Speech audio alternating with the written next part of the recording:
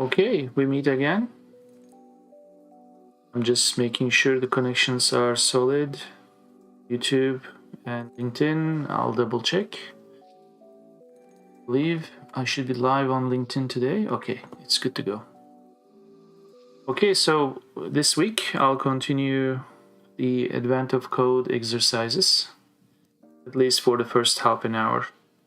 We were in the second part of the third day, and then maybe I'll tackle the Udemy course that I'm planning to do this course in Godot, or I want to build a game in Godot. That this course is basically teaching how to build in Unity, so maybe that will evolve to a different project. So that's kind of a backup plan if I get tired of solving Advent of Code issues. So let me double check if everything is in order. I think so. So okay, last week, this is where I left off. Let's run the code, and we did the first part. The answer was correct, and I was reading the second part, and dinner happened. So first part is here, the second part is okay. Let's read it again, and then we'll get started.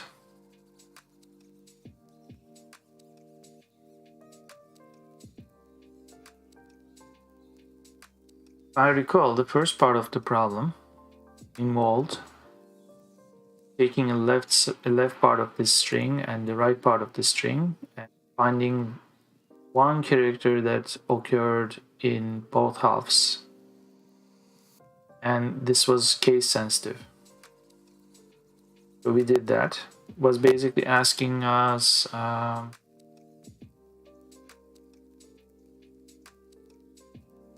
once we found the letter, there is a numerical value assigned to that letter, lowercase a through z. Yeah, they have these values.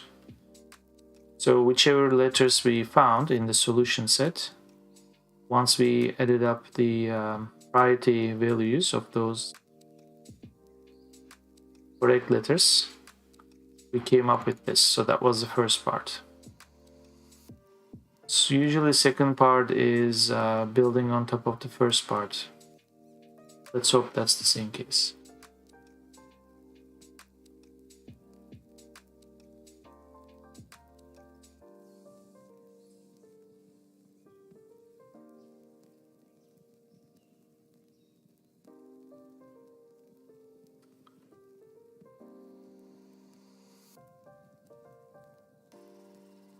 So the problem is someone forgot to put this year's updated authenticity sticker on. All of the badges need to be pulled out of the rucksacks so the new authenticity stickers can be attached. Additionally,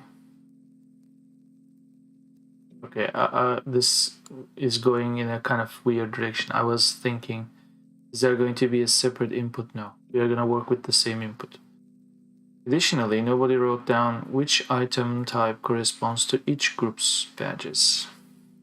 The only way to tell which item type is the right one is by finding the one item type that's common between all three elves in each.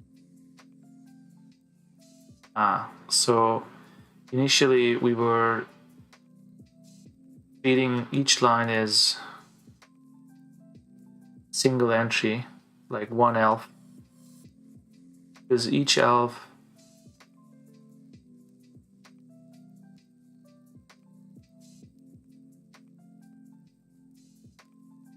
okay.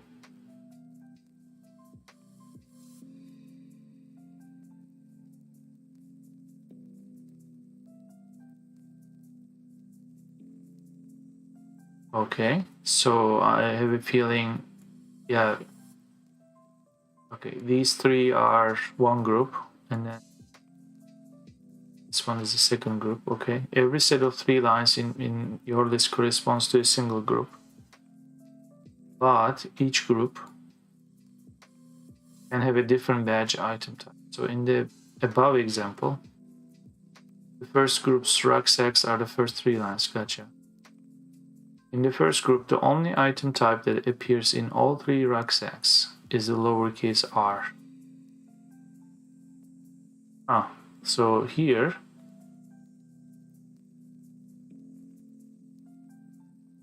normally if we did this line by line, it was P, uppercase L, uppercase P.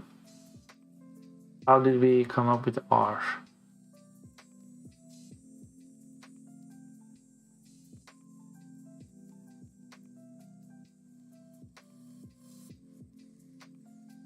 So once we find R, the priority values doesn't change, because for R it's 18. Because it's PQR, this was 16. So that priority number, or the numerical value assignment to letters, that's not changing. That's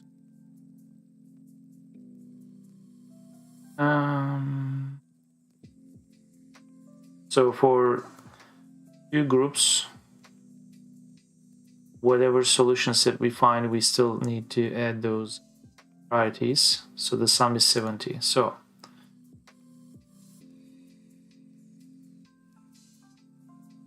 then the question is, how did we come up with R in this case?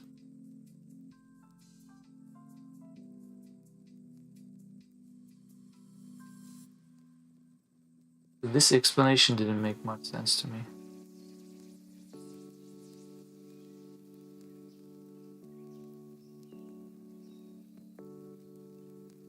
The only way to tell which item type is the right one is by finding the one item that is common between all 3 else. Common.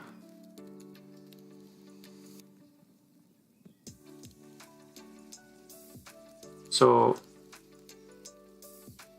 for example, this lowercase p doesn't occur here.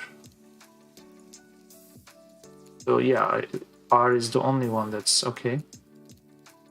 Yeah, and here uppercase Z, even though uppercase L was the single line case. Okay, this is not happening here, but this is occurring in all instances. So in this exercise, or the second part, we are not concerned with the left and the right half. We are only concerned with the line itself, or the 3 consecutive lines. We are going to find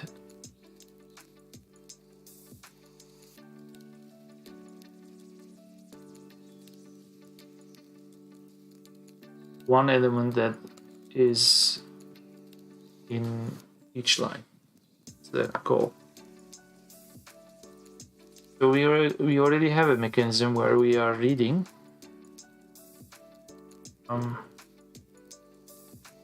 is the input file, which should be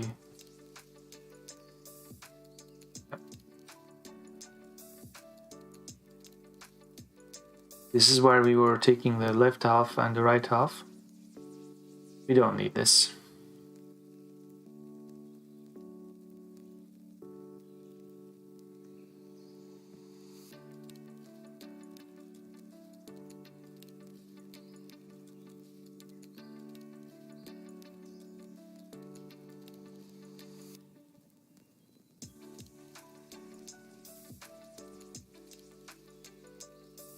So let's start by copying this part at least. So let's read the file. Still the same file.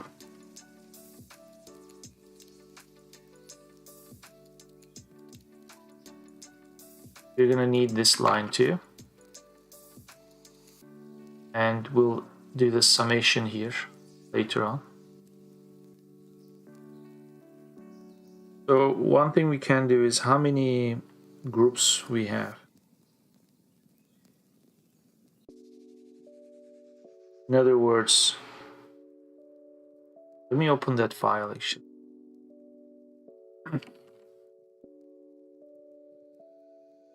So that should be this file. So that's 300 lines. So we have 100 groups. So whatever I do here, I should get 100 groups.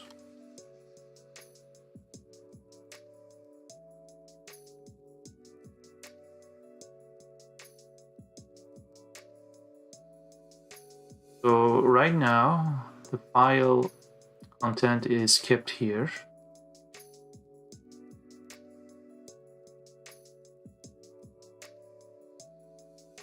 Okay, this is still an array. We could parse the array.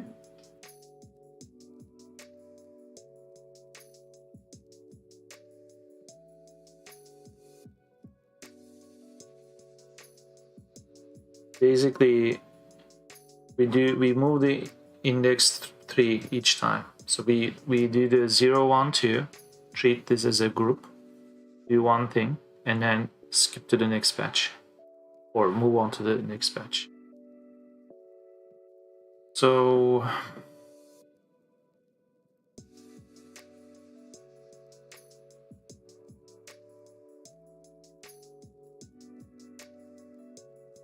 the brain is a bit slow today, but also let's not write that there. Let's do it here. Let's call this group because I have a feeling some extra help there. Then maybe I'll combine it. So groups, actually, this is going to be groups. So for group in groups, if we were to output this, it will be every single line. So I'll run this. It's going to be this line. So we want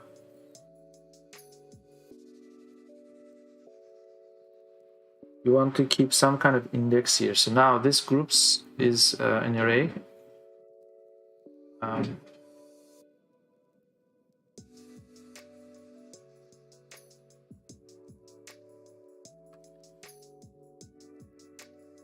So this is the total number of rows we have. In fact, I could just do a quick print like this. That should be 301, except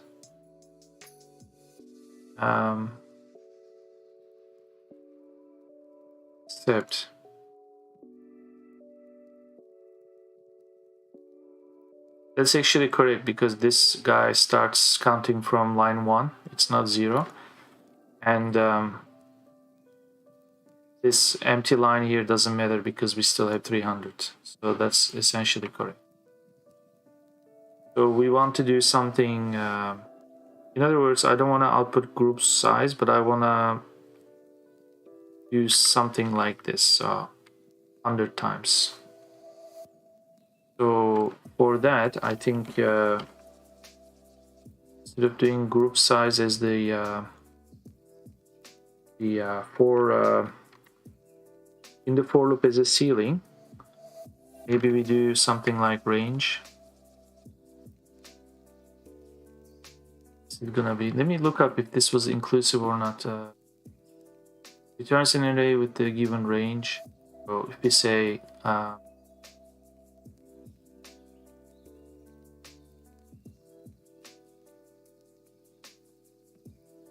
range and int starts from 0, increases by steps of 1, and stops right before n. The argument n is inclusive, so that's perfect because we'll do range 3, which means it's going to count from 0. It will include 1 and 2 as indices, and it will not take third as. If we do it this way, it's going to count only the first 3. So we need some kind of outer index. Or you can do a nested for, which is something like this actually. Call this index.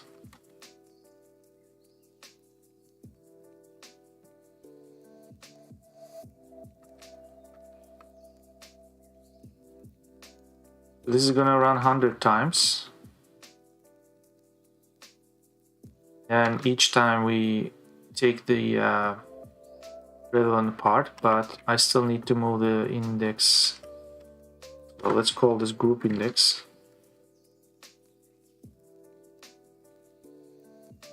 So let's make this 0. And every time the inner loop is finished, let's increment group index. And here we will have group index plus the index itself. This is gonna give us something. So right now I'm expecting to see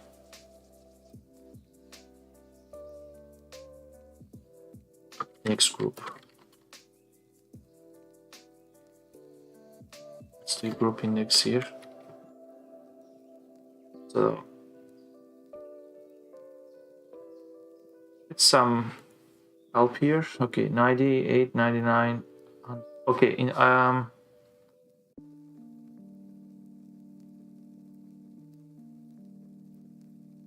kinda okay, kinda not. 0, 1, 2 is correct. I did this.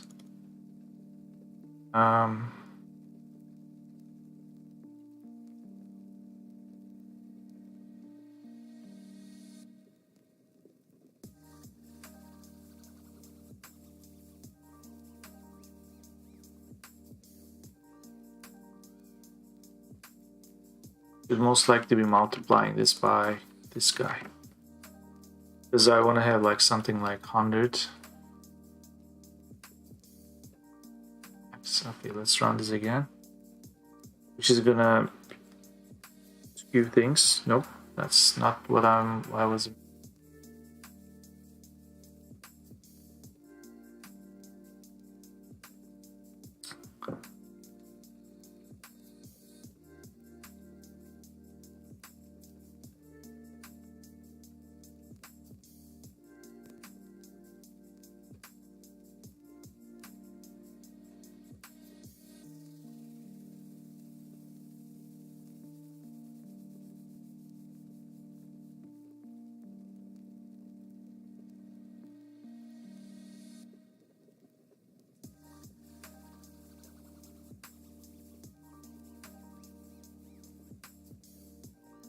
So instead of treating each line, I'm thinking of the next step.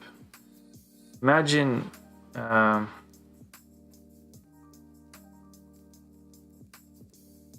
imagine it's a whole string instead of end of line separated.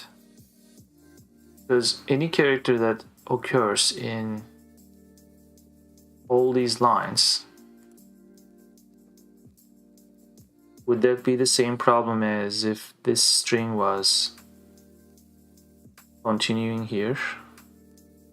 What would be the statement of that? Whatever this condition is, what would be the statement in that case? Which is R. So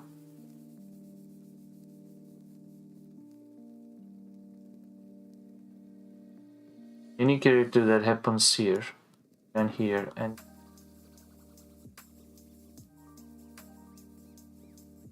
which makes me think, and remember, it could also happen or occur more than once. It's as if we are looking for the character with the highest number of occurrences. So we could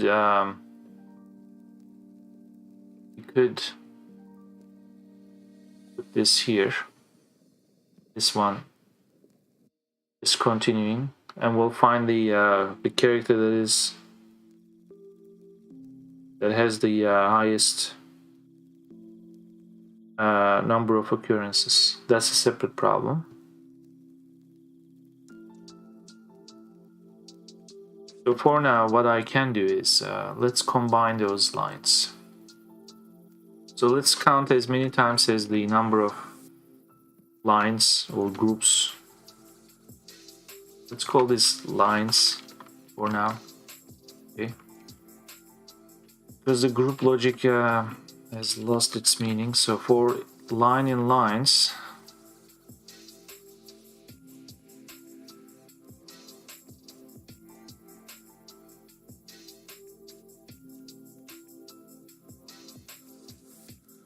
Okay, now we are gonna have a groups array. Make an empty array.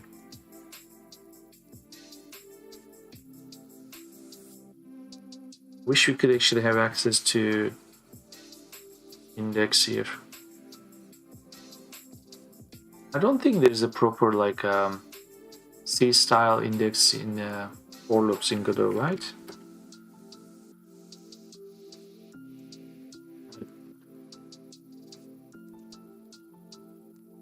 I think that would be under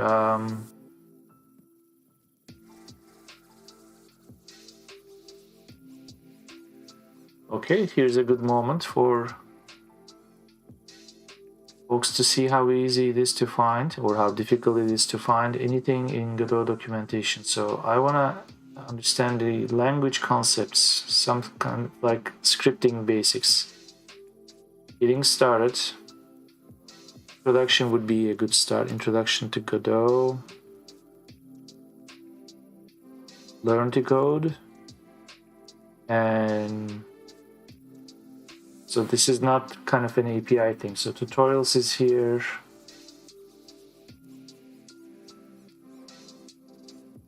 Core features. Okay.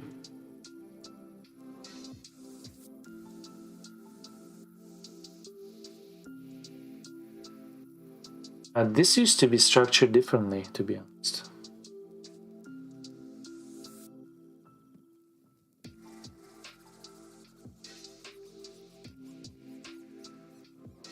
Okay, now skip that. Tutorials. VD script. Basics. So here, maybe we'll have a for loop. So this is how we keep the index. Okay.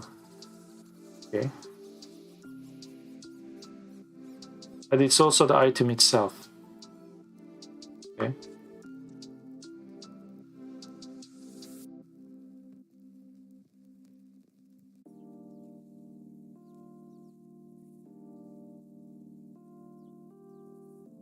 So in Python, we have the, what was it, key value pairs. Maybe that's where my mind is going. Okay, I'm gonna let the cat out, but I'm here.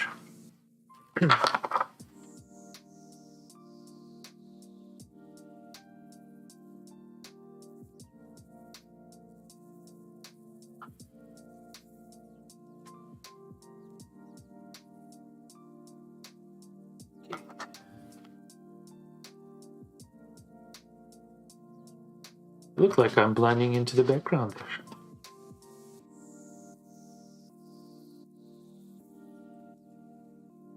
Whatever.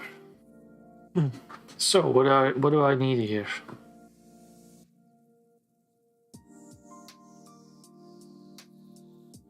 So either I treat it as an object, so it's the line itself, right?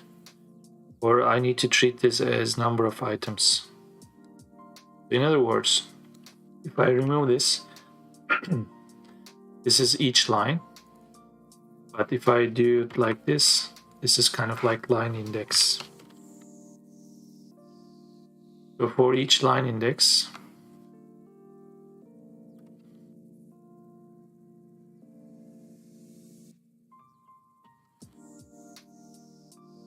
we are going to access the index or the item in that line. And here is how we, this is already incremented automatically, but can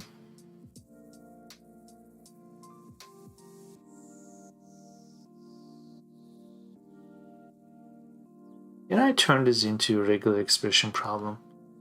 I don't want to do string parsing today. I want to have some more challenge. Something a bit more interesting. So what if we had we changed the nature of the problem? We said anything goes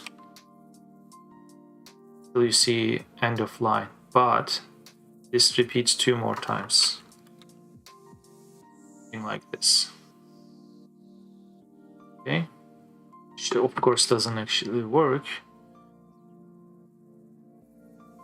Let's make sure multi-line is not causing. I don't think it's relevant in this context anyway. So anything goes. Let's not be greedy. So let's do this. So we have end of line, and then anything goes end of line. Anything goes end of line. It should happen 2 times, except it's not gonna work like that. So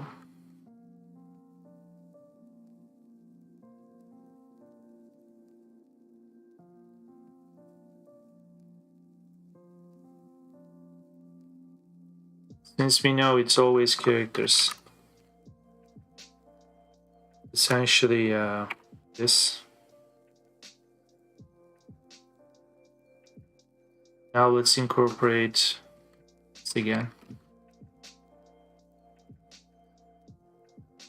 So now we have groups here, the list. So these are our groups. So this is a boo-boo here. Let's see what happened. So the first 3 are okay.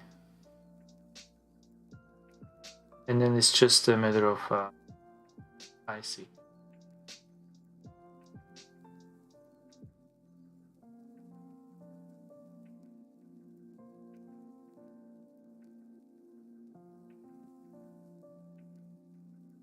Let's do a capturing group.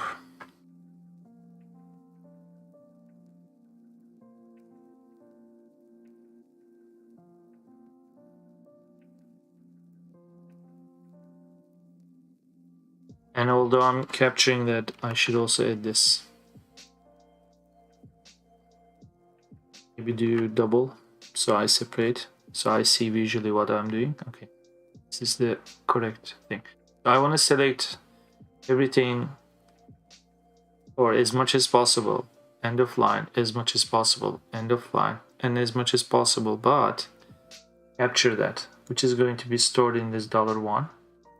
Then finish that group with an end of line, but I don't want to make the end of line being part of the selection. Here I could be putting anything actually, something like maybe, I don't know, dash, just stupid, but let's put pound. This is what I'm trying to do. So whatever I captured, I'll put end of line, pound sign, end of line, so I could start a new group. So I'm not going to have this in the pseudo code. I'm just going to I'm going to take these and treat them as entries or selections. So this is my regular expression. Now let's go practice some regular expressions in Godot. So my content is still my content. By the way, this is already an array. So right now I'm not going to create that array by splitting the end of lines, because I want to do the whole text treatment here. So this is kind of my content right now. Let's type this get as text. Here's our regular expression, and let's create a regex object. I believe it's regex. This is probably going to need object like this. This is methods. This is the class.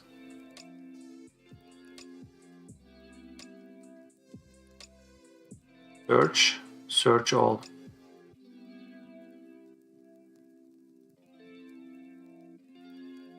Search is the text for the compiled pattern. I need to first compile a pattern.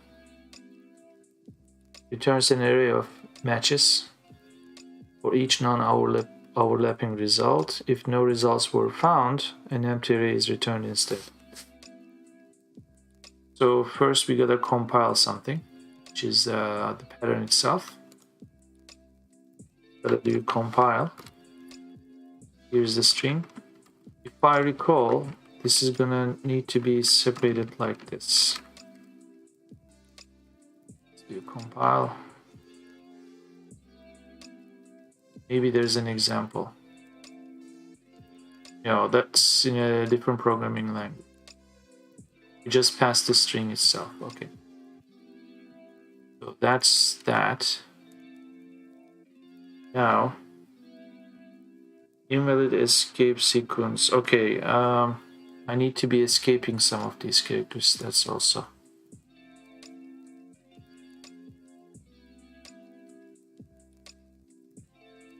Yeah, that's the unpleasant part. Normally, this is gonna be just space, one character, but we gotta escape the escape characters. Kinda. If I recall, this should be this.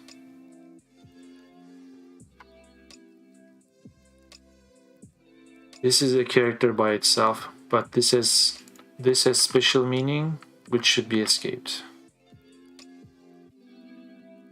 And now we do regex dot match or search all. What are we searching? We are searching in content. Offset is 0 minus 1. Okay, that's fine. So this is gonna give us groups, apparently. Okay, and we can just output the groups. And all this is kind of garbage right now. Okay, so we have a bunch of matches. One thing we can do, whether this is done or not, is we should see 100. Okay. So now inside each group, let's just get the first group. This is gonna say regex match something, right? What is regex match?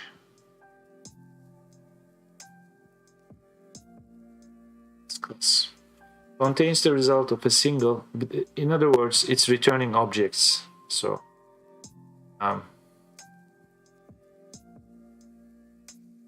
can be used to find the position and range of the match, and it's capturing groups.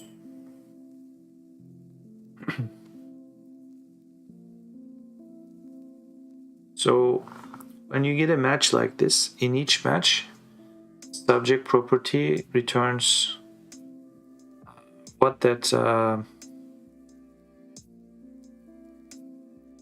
so from which content or original string this match was made.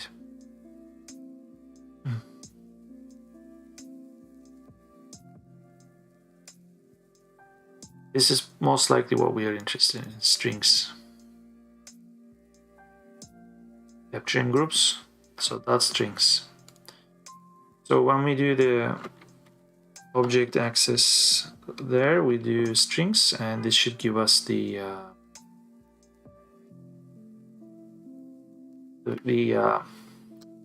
same result twice. There's a reason for that.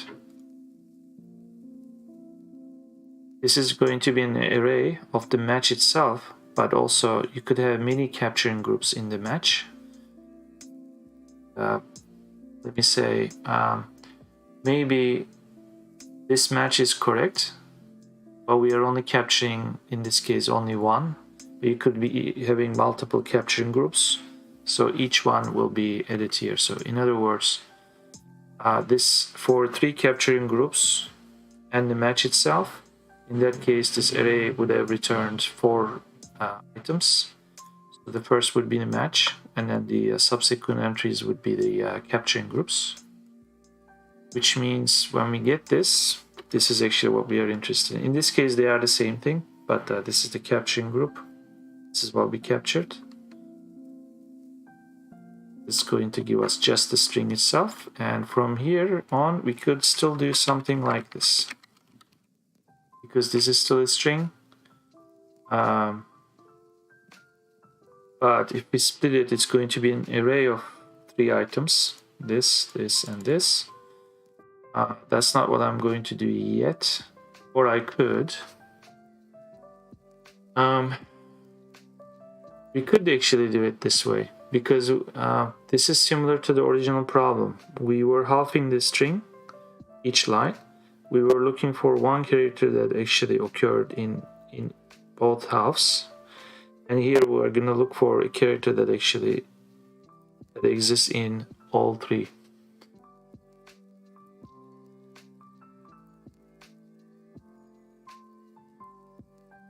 Okay.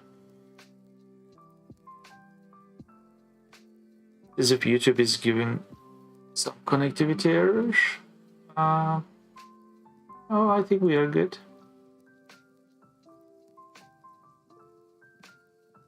So let's look at the original solution statement.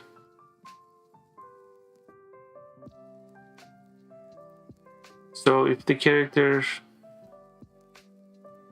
in the first compartment, if we could find it, was the good case.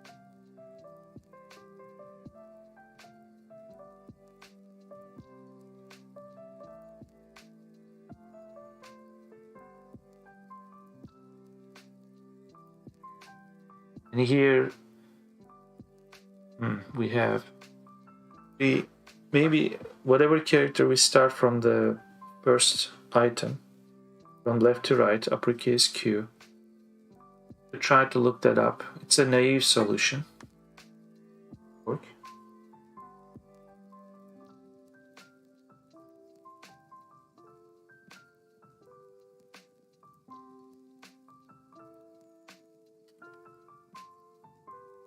I work.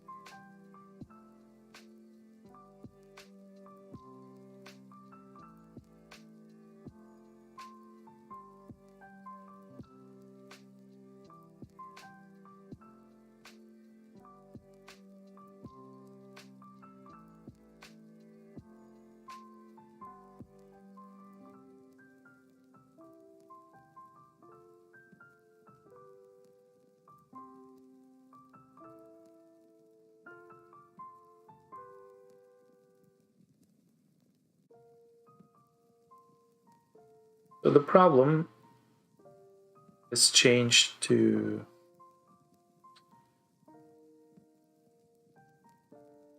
finding one character in this sort of array that exists in all three items.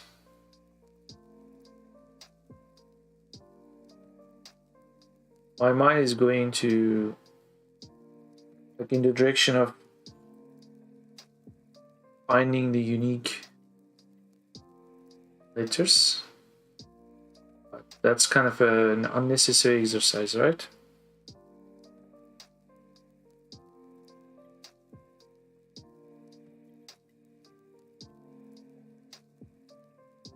Do we have intersect in arrays, or was it in Python lists intersect?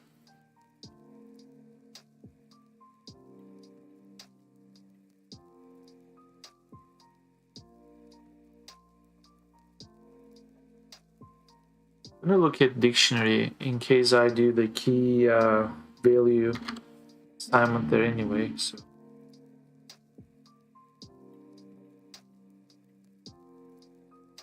let's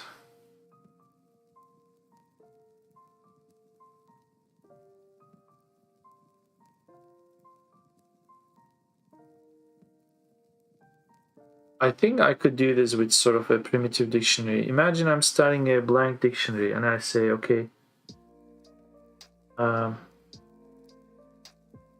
start from the first item, first entry, take the character,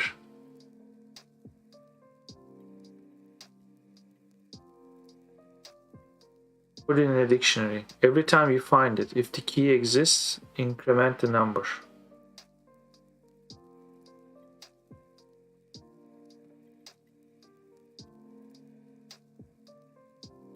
If the key doesn't exist, keep adding to the dictionary. But then as a sort of shortcut, the key exists, that means you don't need to keep looking, because there can only be one possibility where that key maybe existed before, right? Because it's not like the problem is finding one letter that exists in 3, not the most occurring. I'm kind of trying to solve it with the most occurring case, but even that boils down to, well, if that key exists, that means it's the good case. So let's go with that solution first before I try anything else.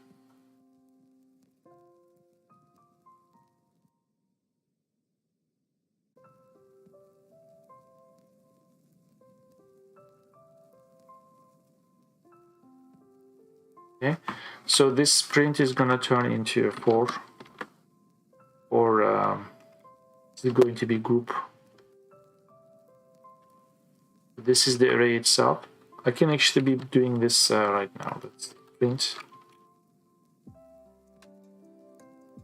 Which is going to output first when you do it groups 0, it's just 1. It should be like this. The group itself, which is the 0 in groups. This is gonna give us all these entries. So this is still 100. Then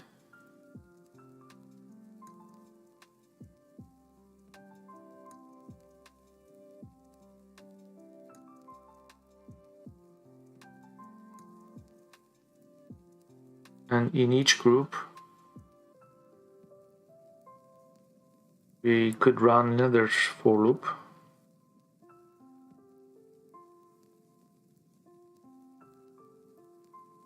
And that's very similar to this for character in here.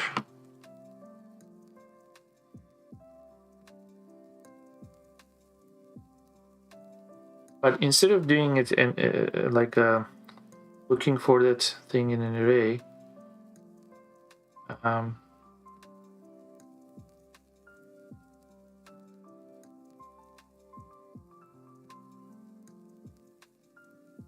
anti-flatten this array. In other words,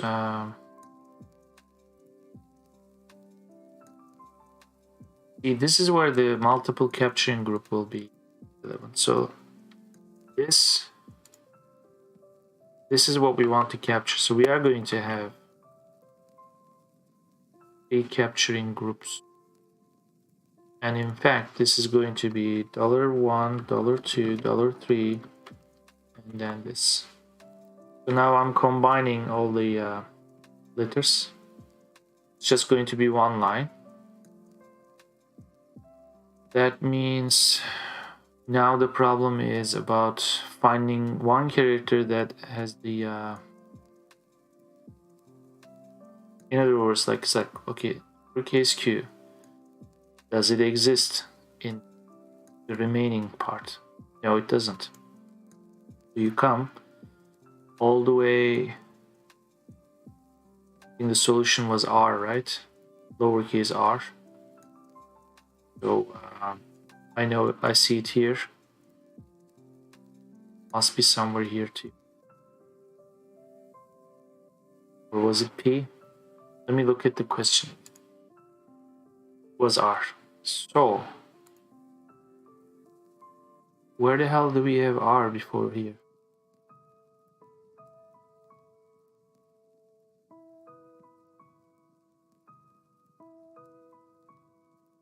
So imagine we have R here, so we should have lowercase r.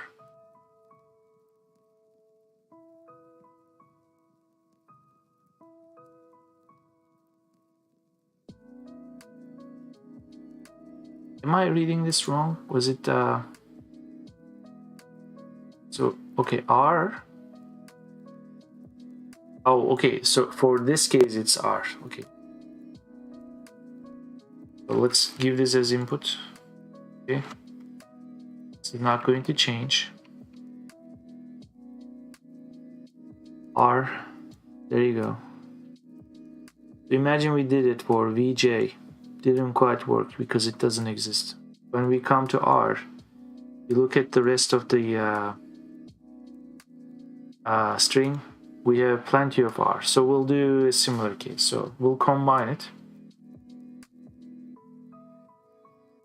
So now matches.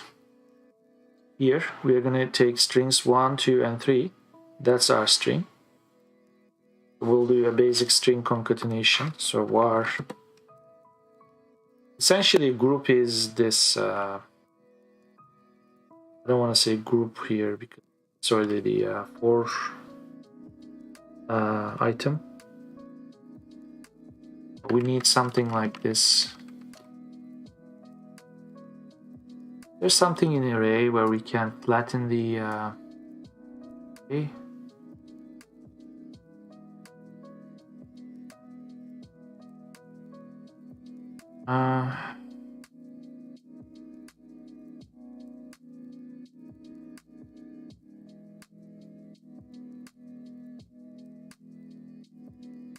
Yeah, I'm thinking of JavaScript, right?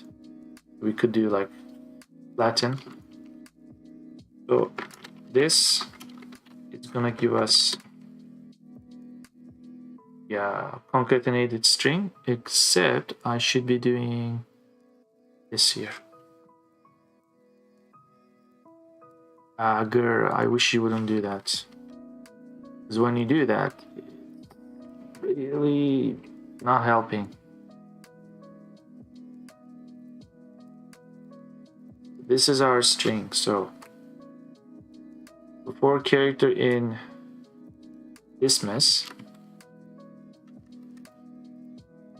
Okay. If, by the way, the character itself, I'm not going to be super performant here. If we are keeping an index, you could be looking up for the character in the right half instead of looking in the whole string. But I'm not going to bother with that. Basically, if this thing, which is let's give this a name, var concatenated.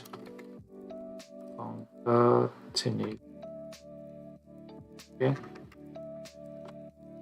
Concatenated. There. So if this character exists in the concatenated string, which means it's not -1. Let's make you a string. If concatenated is like this, we find it. This is a good case. Then we let's do the priorities stuff. So it's similar. We find it. We also want to break it, which means when we break it, we are actually breaking the first loop here. And we're going to keep looking in the remaining groups. So the character itself is going to be calculated like this. And instead of running this on the input itself, I'm gonna give this as the test, which I believe is here, but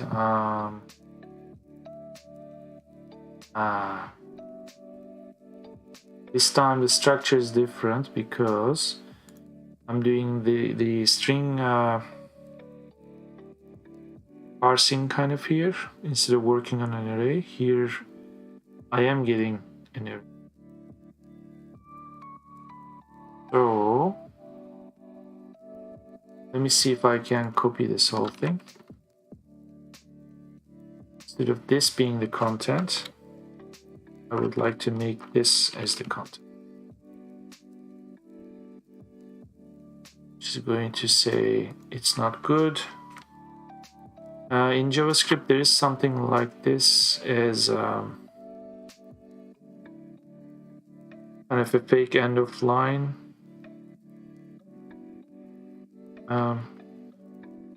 What's the difference between this and this? There's no difference.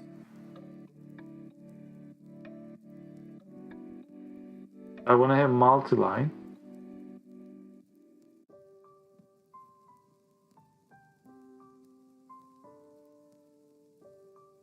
Multi-line string is, yeah, similar to Python.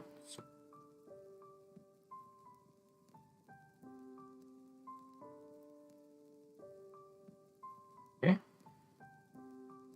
This is always looking very messy. Oops. Good enough. So do your magic, search all content. You're gonna have groups. And in fact, I'm just going to inject this here. You're going to find some matches which will be concatenated, and for each character in the concatenated, if you find it in the string, problem is it's gonna find itself now, because you just look for V, that's the character, and you're gonna find it. So maybe we do a number of finds, like let's see, find and find the first occurrence of the substring. Ignore. There's something like how many times we found it.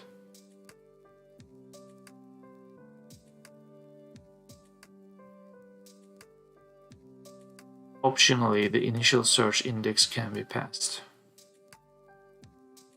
But we know the character, but it's index, right? But since that character already exists, we know because we are actually grabbing that character. So from where? This is actually awkward.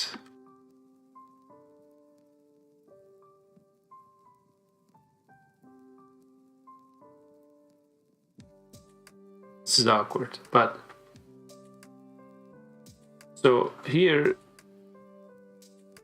we are picking V, and imagine that's a bad case, okay? We couldn't find anything. Like V, uppercase J, we couldn't find it. Then we come to R. So with this line, we know where R is because that's the character itself. We know that character exists because it's part of the for. So then our next interest is wherever that R index-wise in the original string, start counting from there and still try to find that character. Kind of a redundant thing, but basically look for R starting from here to there. Because if you don't do that, it's going to start looking for R from the beginning of the string and it's going to basically find itself. But we don't want that because every character is already where they are. They will always exist. But here we are interested in wherever they are is where we start looking from that point sort of forward. This may actually need +1, but I doubt it because it's 0 based anyway. So this should yield us, in this test case, R and uppercase Z, which is 70. Let's go and try it. And of course, maybe if I actually put priorities as output, that would help too.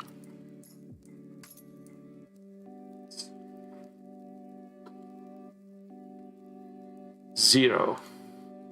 That's not good.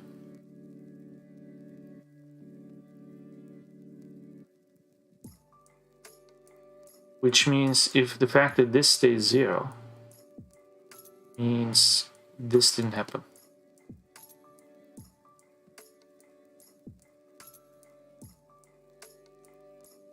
Let me do 1 because this is where I think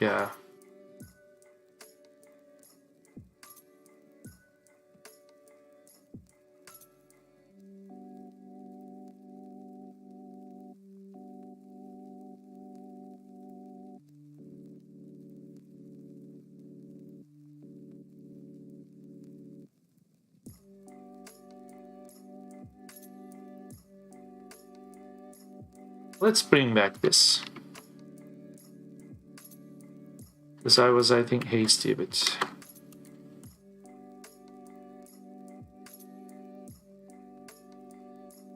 Okay. I want to see what the groups are, because maybe I messed it up there. The new capturing groups, right? There you go. That's the problem. So, doesn't like this, doesn't like this, doesn't like this.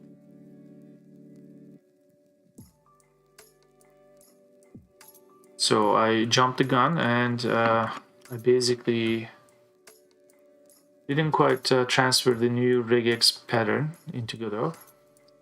So this groups is an empty array. I believe if it ran successfully, this would have resulted in the correct number. So what's the problem here? So let's go to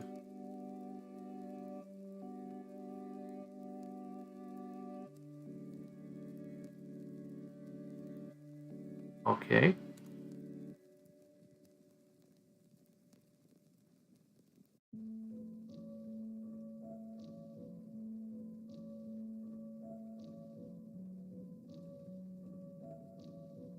Ah, okay. I believe this is correct, but this is not correct because there are tabs here now. It's my input string, which is wrong. So this format is quite different than the text file that's read. This is as close as you will get to the original input here, or the test input. For the sake of legibility, I put tabs, so this should give us proper groups. It does. So at least we get something.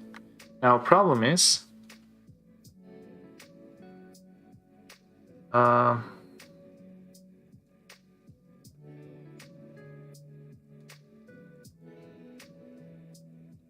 we should be getting 2 groups, not 1.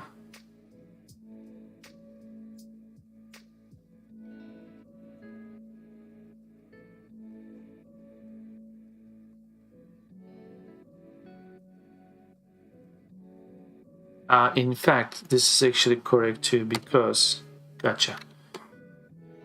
Because in the input file there's an extra end of line, so this is gonna give 2 groups. That's good. And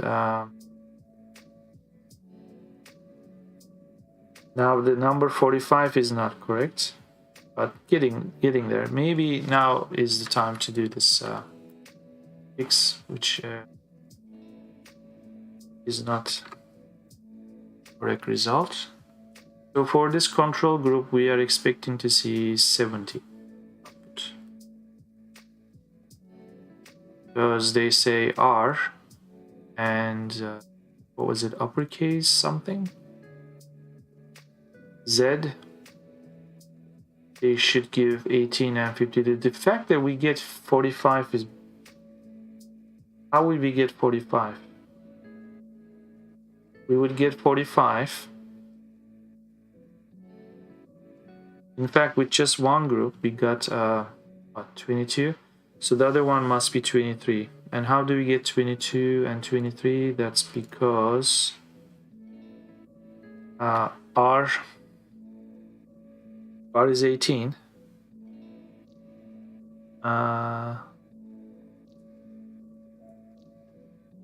S is 19. E is 20. U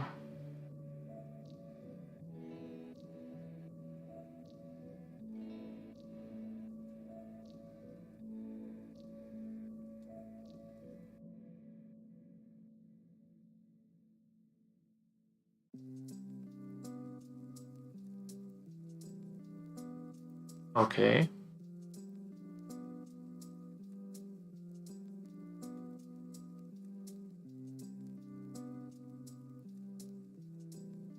Look at the numerical values here again.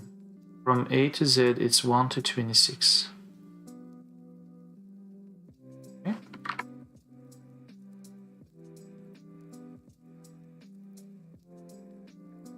not alphabet like that. Letter, not something like that. So we get B or W. 22 and 23. If we get one group, we get 22. If we get two groups, that means we must get W in the second group, which is bizarre because let's not forget that this is also lowercase.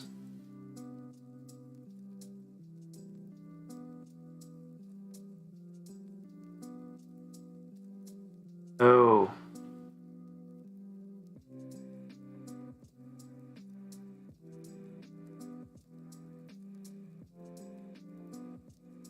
I think I kind of messed up the problem.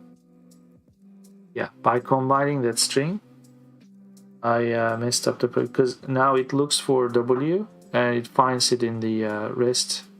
If this was all like this, of course it finds it, so it's W.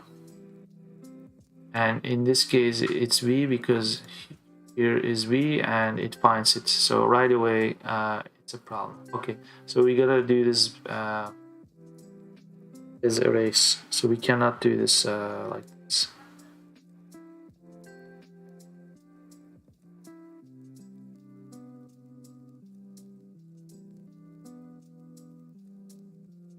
Yeah. Well, this is why we run test cases.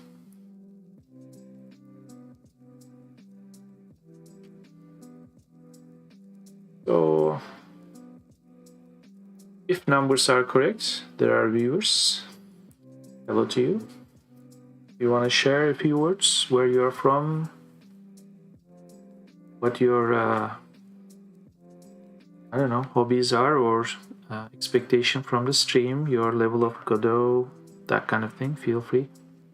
Type in.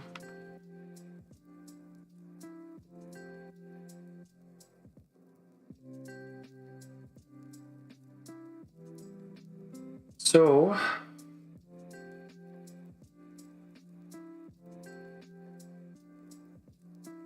the group itself,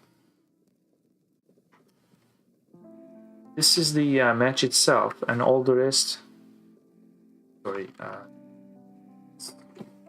this is the match itself, and 1, 2, 3 are the matches. So we could essentially do something like this. Say, this is an array. Well, we know it's an array. We could do something like, well, pop the front, like just drop the first element, and with the remaining elements, find one character that actually happens, that occurs in every item in that array.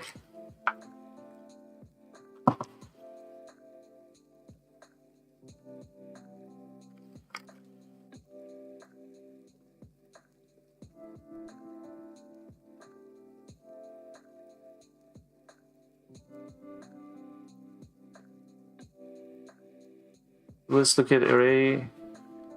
It's upfront. We just get rid of it. We are not interested in storing the first value, so we'll just pop it. That's it.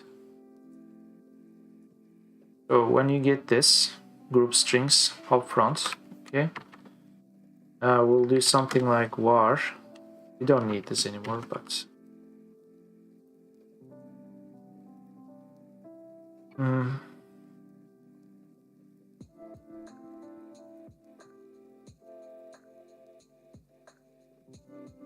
I don't know if it's gonna let me do this.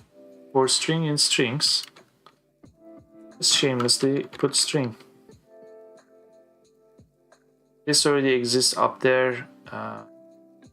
You're gonna need something similar to this, so I'm gonna take it.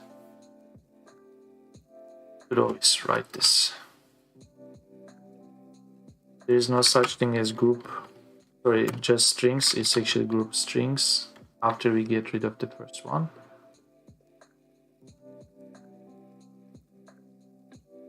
So this is what I'm talking about. So this is the string itself for each string, and again this would have been more correct, but fine.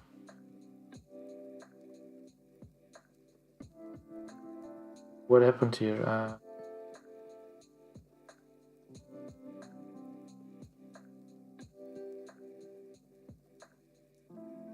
Why is this?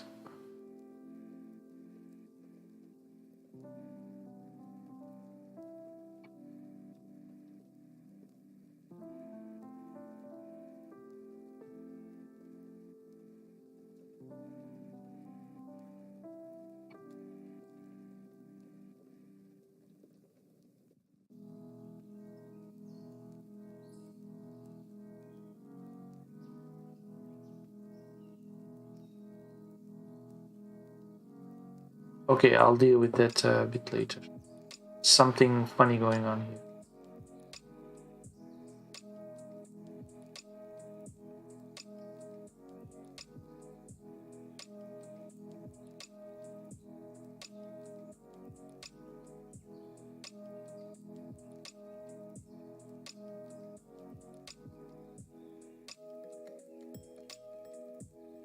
Yeah, I kind of want to trust this because the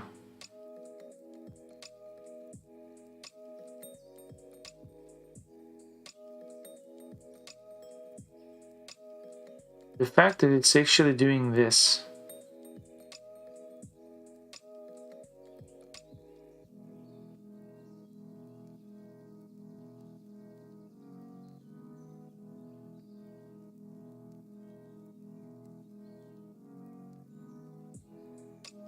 Okay, I think I'm still jumping the gun here.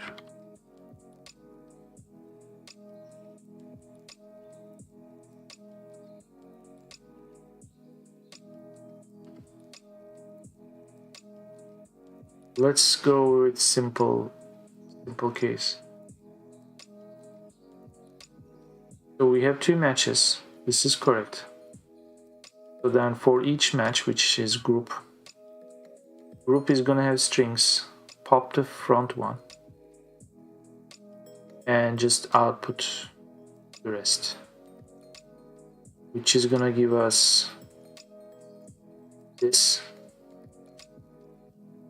But this is not correct. If it's already gone, this should not be here. These three should just be here. So when you pop front, oh, it's not changing the array. Okay, what the? Removes and returns the first element of the array.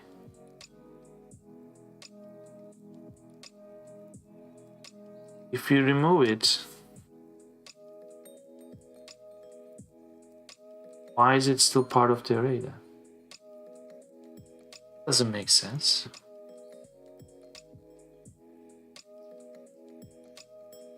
This is to say something like,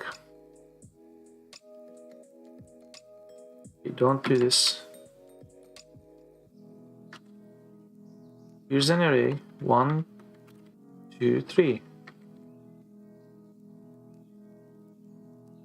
Of course, that's not how you write an array.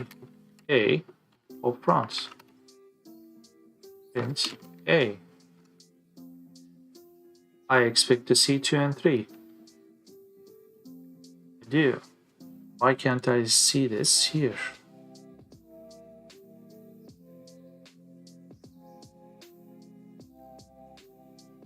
Because, like, or not because.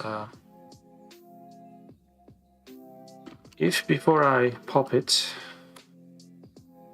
if string size is 4, after I pop it, it should be 3. And yet it's 4. That doesn't make any sense. So suddenly it treats this array as like immutable. So did I find a bug in Godot? Interesting.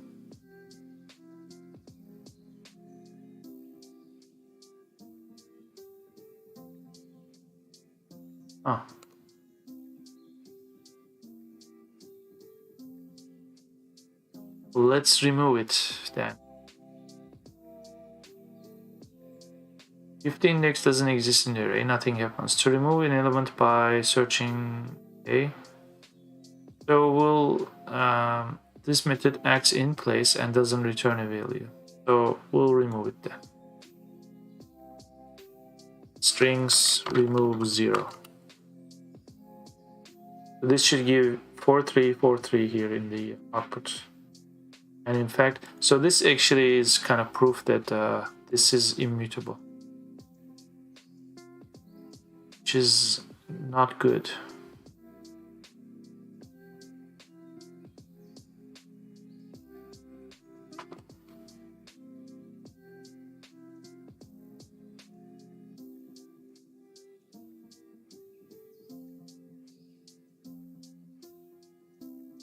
Which is not good.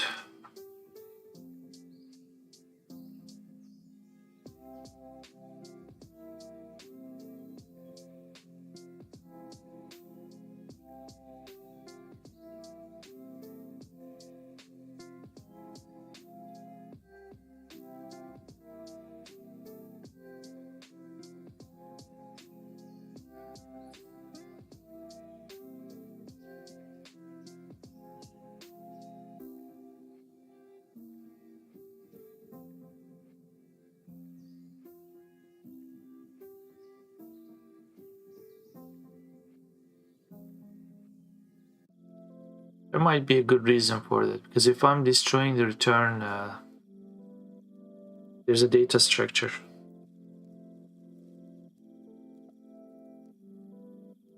You could create a copy of it.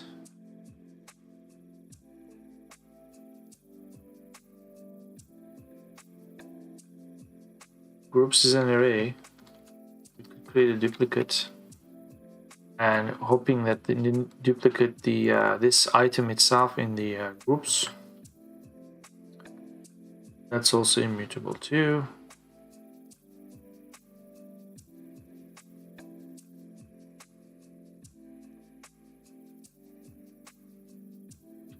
When you duplicate an array, it returns an array, so this should be chainable.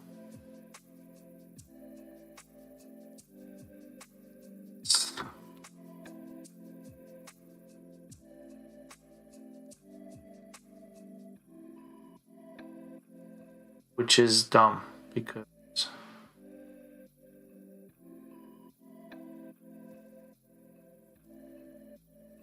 that's the regex match itself, not the also.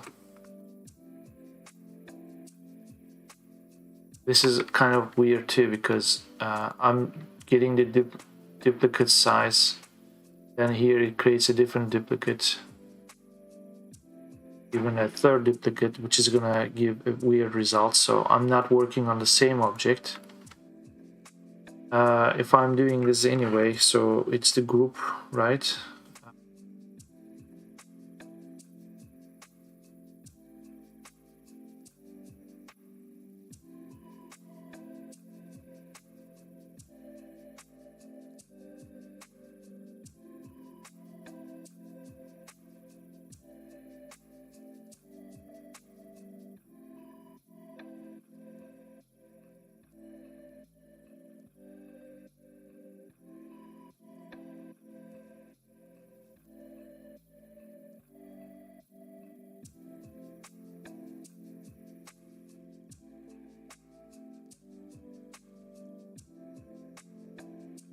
We know for sure that there are always going to be 3 items. Group strings.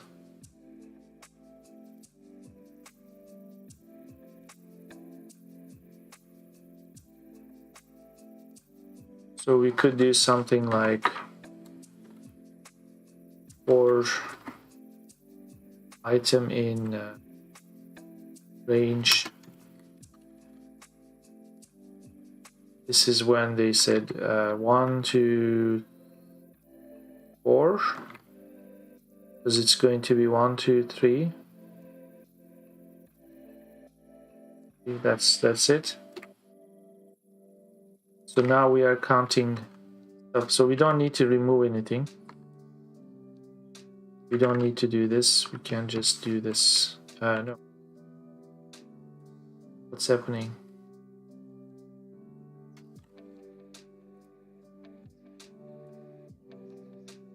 Okay.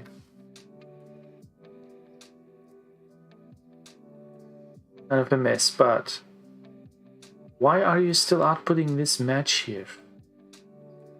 This, okay, because I'm actually doing it. So I'm doing it. So in strings, I'm interested in the item itself.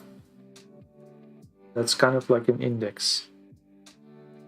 Here's item, second item, third item. So this is actually the first group. Strings item.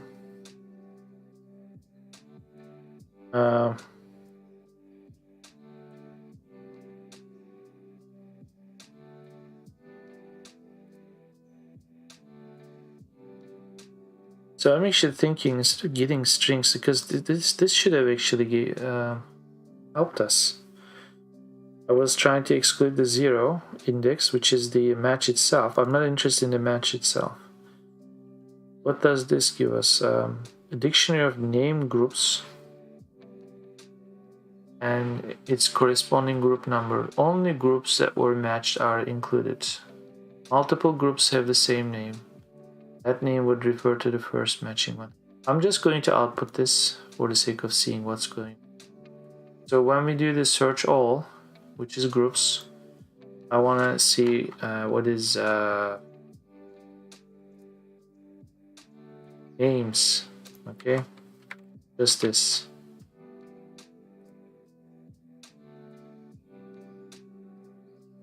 This is also going to be garbage for now.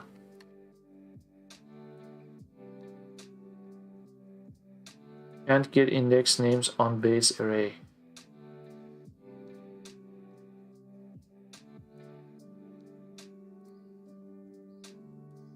Because you're right. Because each group will have a name. Group being a regex match object. So that's empty. That's not good. The source string used with the search pattern, which is the matching result. So we are kind of back to square one. Strings is going to give us the match, comma, and each capturing group.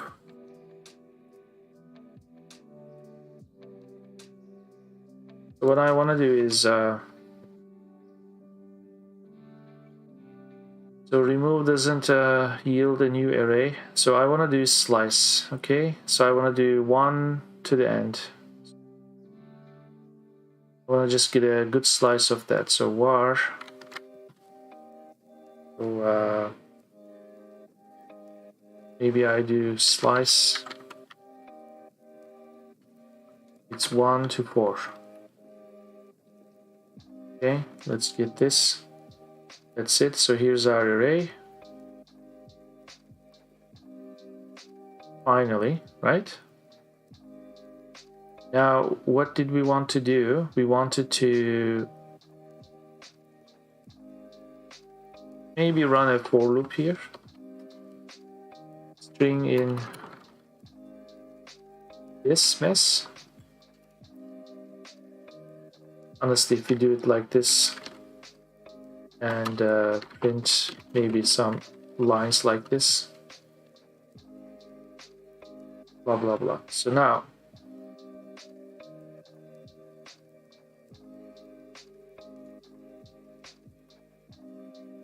well, I didn't want to write too many for loops or nested for loops, but I'm also sick of this problem. It's been almost 1.5 hours. Let's wrap it up.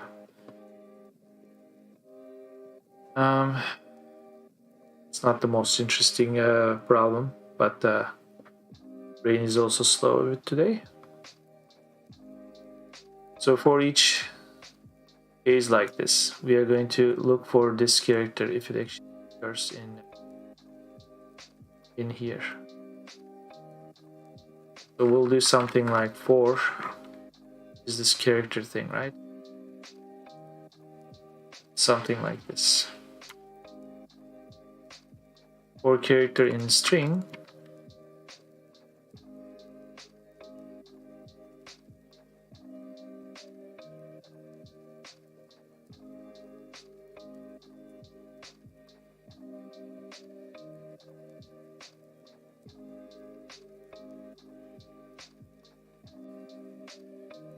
still think my dictionary idea originally. Eh.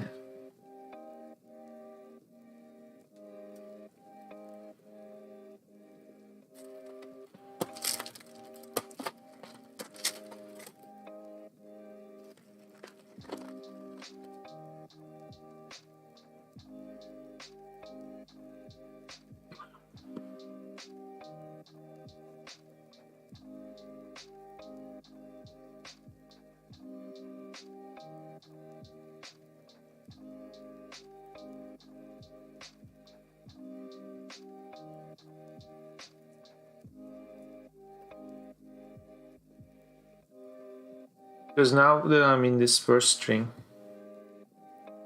should look for this character V in here, and then J, and then, you know, and so forth.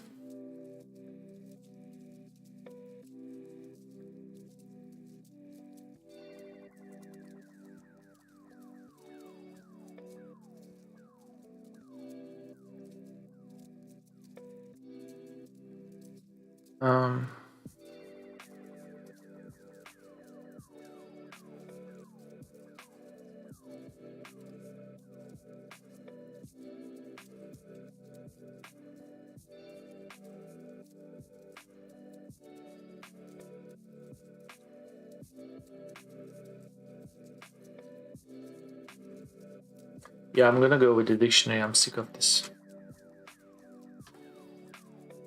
Imagine we have characters as a dictionary. Let's read this. For character in a string, we do characters get, right? Get, which is the what's the key? It's the character, comma, default. So this is where we type the default value if we can't get the character. So let's read the fine print. If the key doesn't exist, the method returns the value of the optional default argument.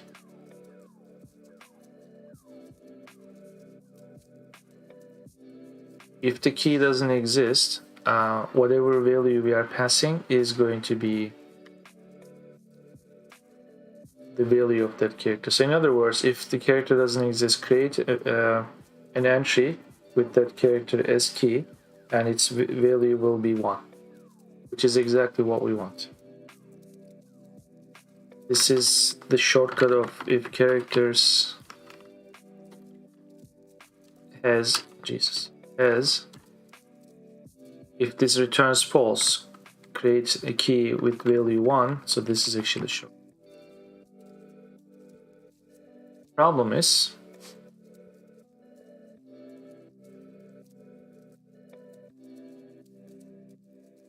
if you could get it, it actually returns the value. So if it already exists, which means it was maybe 1, but this is exactly where we can also do the error checking. If this is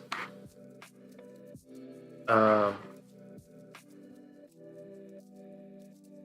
problem though, if it exists, which means it's actually 1, right? If it doesn't, this is gonna result in 0, but here as a side effect it's going to be 1. That's the problem here. We're already checking to 1.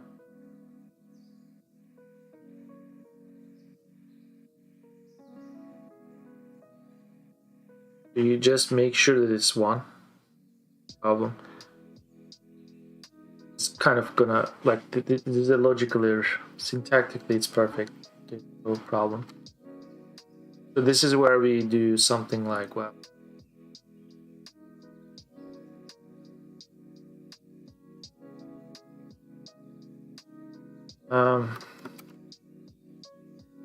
it already exists.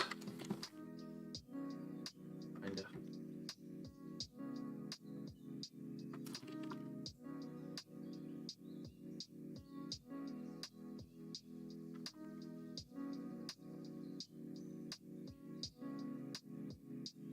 And by that logic, everything will exist because at the moment of kind of creation, it will actually presume existing.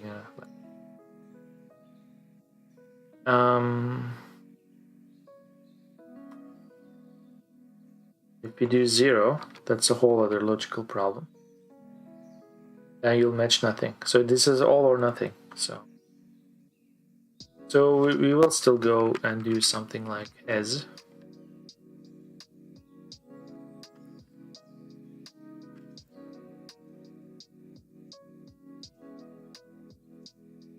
If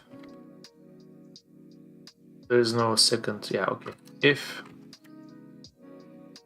doesn't exist,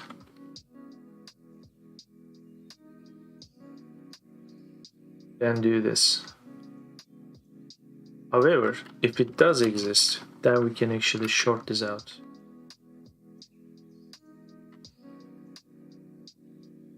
Because the fact that we'll do something like this, but if it doesn't exist, then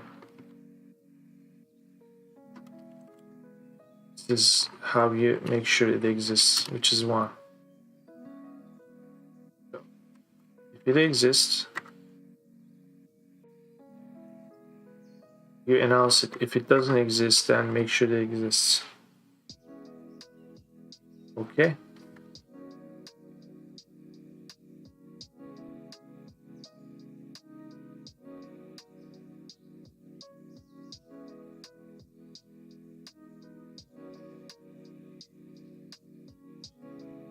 Of course, when I do this, I'm not breaking. As soon as you know it exists, stop the for loop. That way you stop, it's getting somewhere. Now the only problem is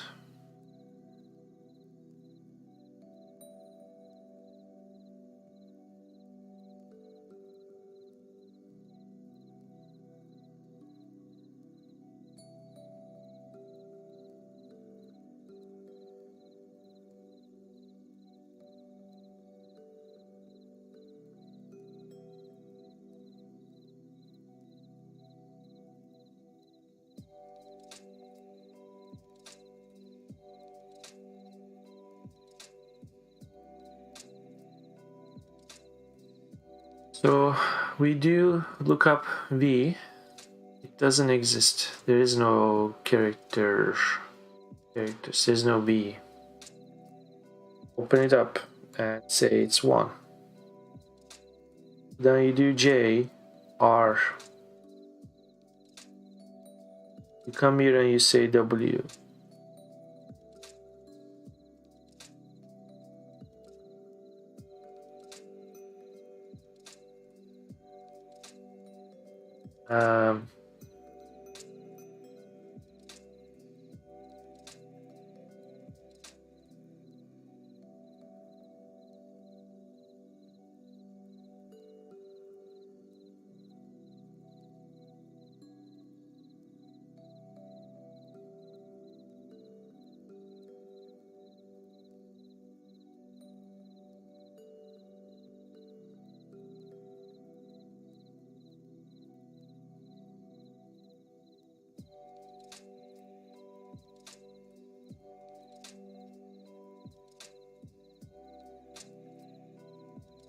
Okay, instead of doing it this way, if it does exist, then in the end we do output characters.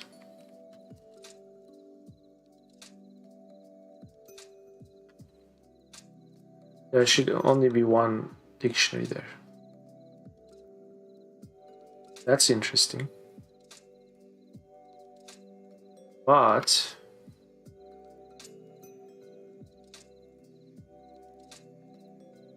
gotcha. In each for loop, I'm not resetting the characters dictionary. For each group, I should be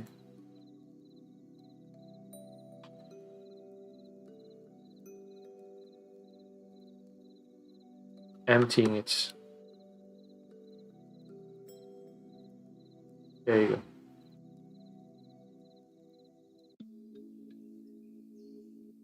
So according to the solution set,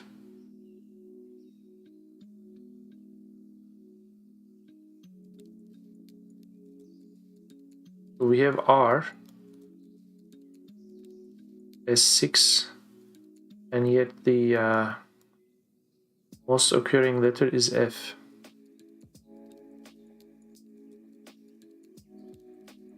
So F, F, F, F, 6. Missing 1.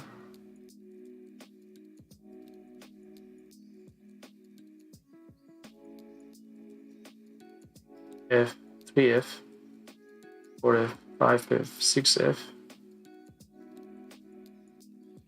Maybe this is always +1, which is weird because we should not have anything 0 there, right?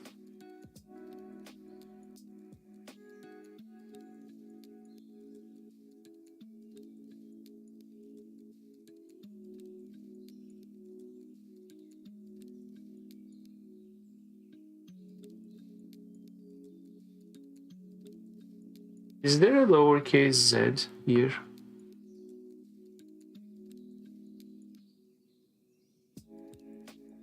Because I'm seeing this here.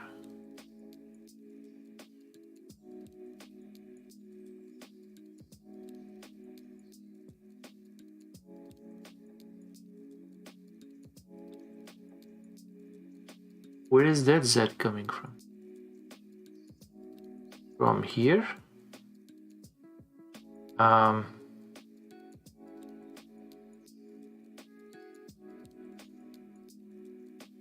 I think I put this in the wrong place there.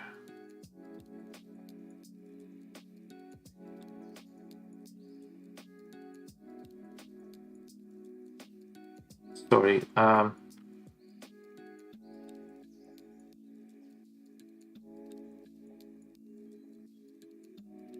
Not quite thinking about this. For each character in string, which is this.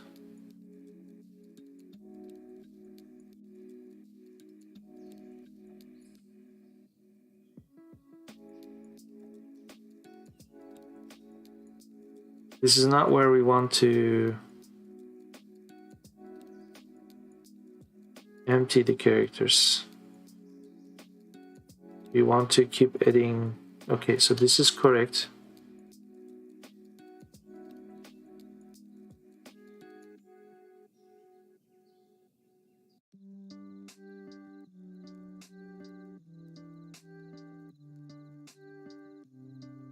And also this is primitive. Yeah, you want to print it in the end. Except when you do it that way, it's gonna first kind of kill it, because this is where we want to do something.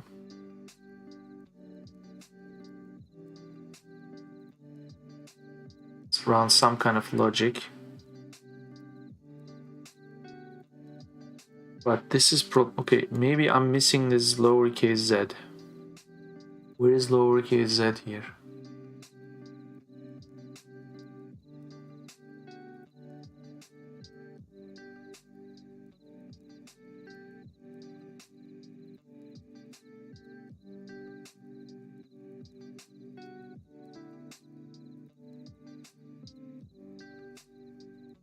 Like uppercase Z is okay. In fact, it's 5 times, and that's one of the solutions. It is.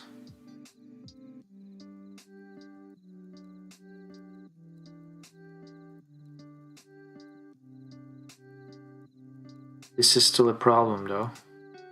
This number being so high.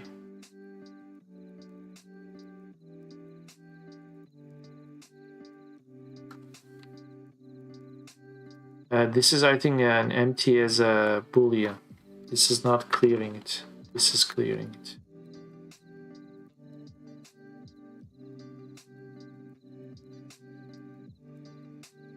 Same problem though.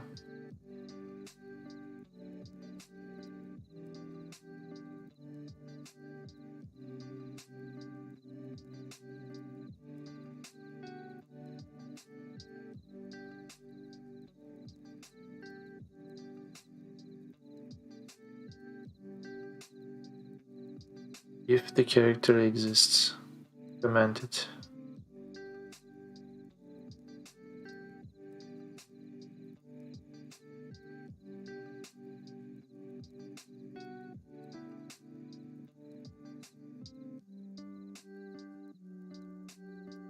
So if v, okay, v doesn't exist, type v equals 1.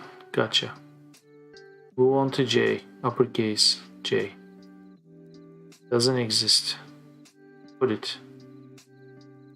So then you do this all the way to the end, p, lowercase p. Then that's the end of the most inner for loop. There is no character left in that string, which is group string slice 14.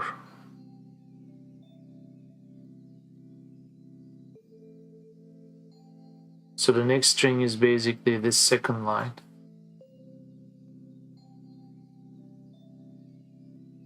So then you look up lowercase j. It exists. Here we go. Yeah, I think I'm treating this problem the wrong way. However, when that for loop is done, then we move on to the next group, which is 3 lines. And it's going to register the letters. Question that is boggling my mind is, well, it's actually not.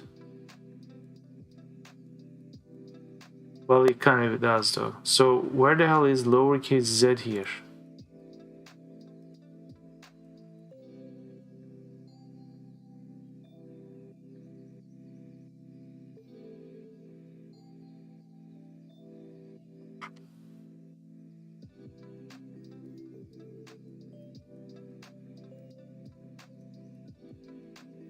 So before we start the next group,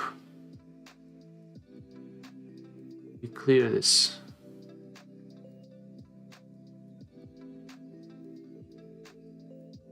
This also clears in place. Yeah.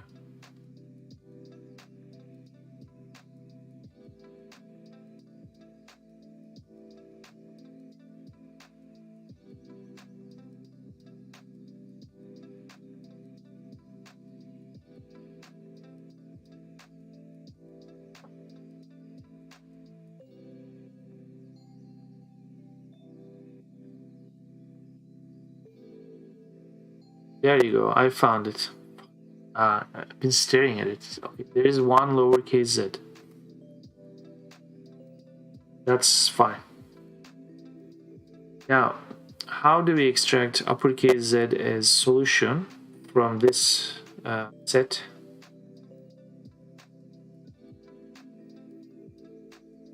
Is it the highest number? In fact, it is not. Which kind of defeats the whole purpose.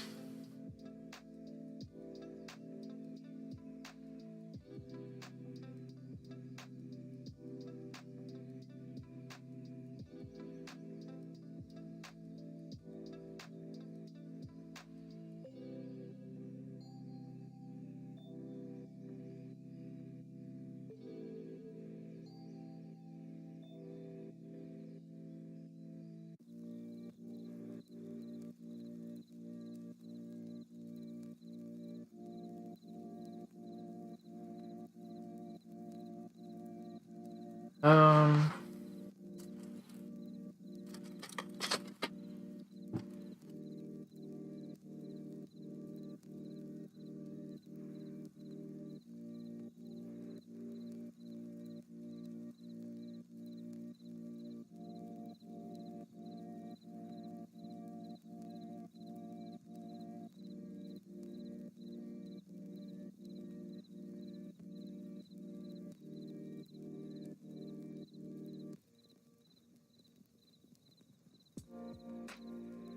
by default, duplicate keys will not be copied over.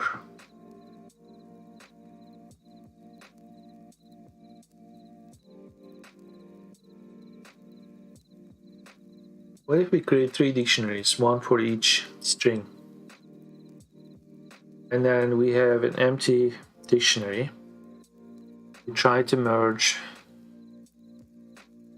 each dictionary to this empty. By default, duplicate keys will not be copied over. So in the first case, the first dictionary will be merged, sort of like a dictionary merging to or with an empty dictionary, so it will be itself. So when we try to merge the second dictionary onto the first one, duplicate keys will not be copied over unless overwrite is true.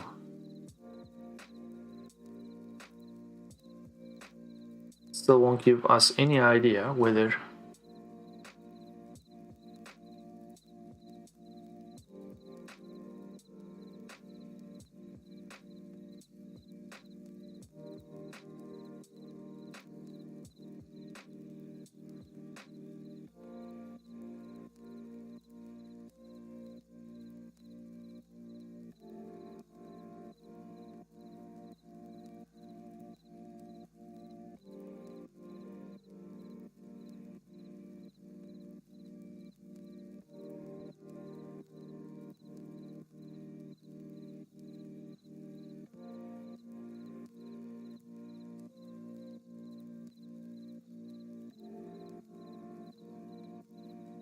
well, I think until here it's okay. Let's deviate from this. For each group, we know we are going to have 3 strings. We are slicing it. It's index 1, 2, 3. So we get that. Then, in the first string, we look for each character. If let's just simplify things a bit. If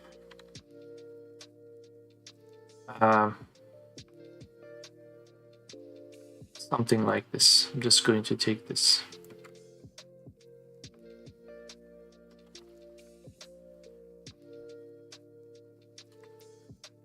If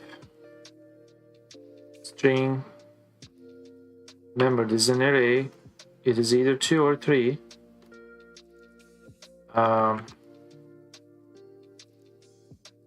But no, it is actually here. So I'm trying to get the next 2 siblings of the groups of this string. Imagine if this is the first string, which is this. I'm trying to access this or this. If group strings 2, okay, is if we find it, then this is a good case. We do we freak out. Okay, there should be an or statement here, because you could also find this in here too. Now, in the first group, we know something like that exists. In fact, it's actually R. In the second group, the solution is saying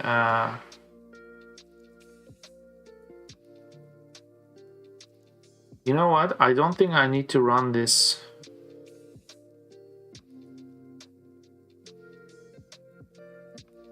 I don't even need to slice because the nature of the problem suggests that there's going to be one character that's going to happen in each string. I don't need to be parsing this 3 times because whatever I'm looking up here, if I find a match in either one, we are good to go. I don't need to move here and check whether every character here happens here or here. If it did, we would have found it already. And the fact that like there is always a chance to find it because that's how they structure the problem. There is no suspicion that maybe something here. I think I explained myself. Which means you don't need to be slicing stuff. So this is just going to be what? Okay, this is going to be 1. So take the first string, this, and whatever your character you find in there. And in fact, we don't actually do the. Okay, I'm just saving ourselves this.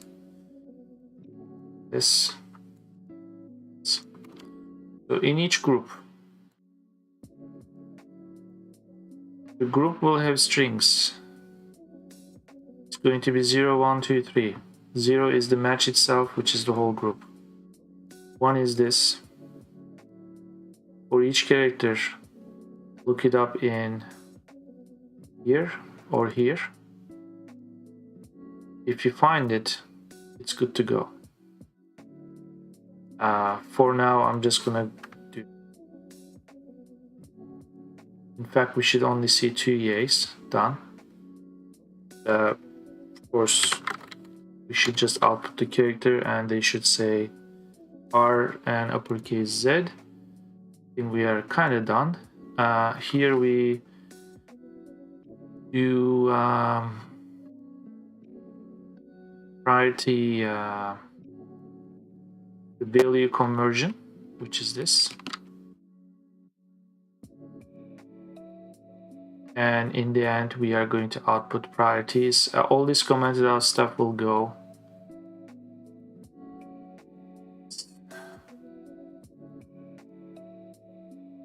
We're gonna get 70. Awesome. Feel like my stances are sharper.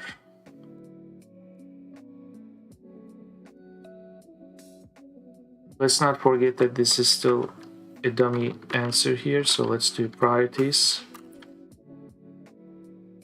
You're gonna see priorities 70 here. Now this is running on dummy content. That content should be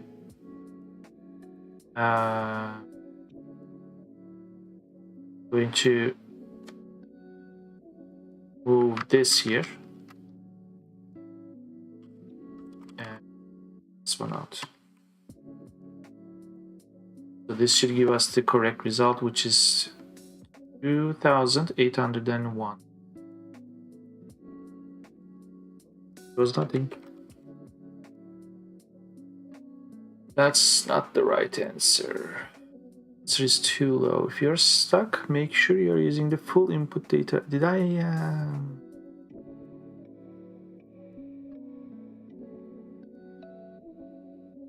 So I got 70 right.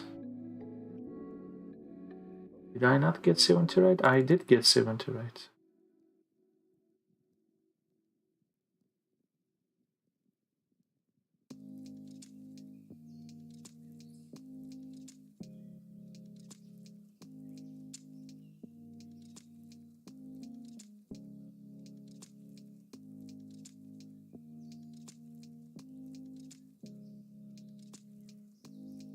As usual, let's do group size 100. That's good. Yeah. I messed up. This should have been. This is what happens when you copy and paste stuff. It just happened that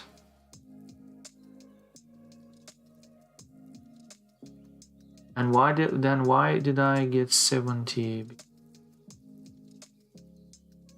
Anyhow, I think this is going to be 2847.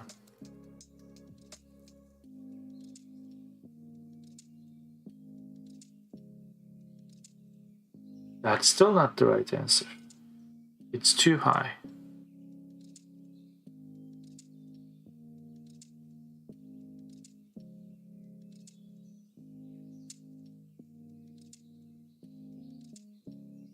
And I should not be putting or here. It should be and, because I want to find it in both, not either. Now I have to wait.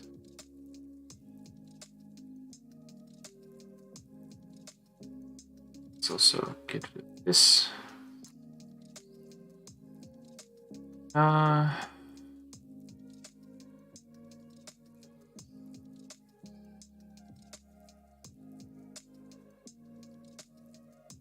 Has it been a minute already?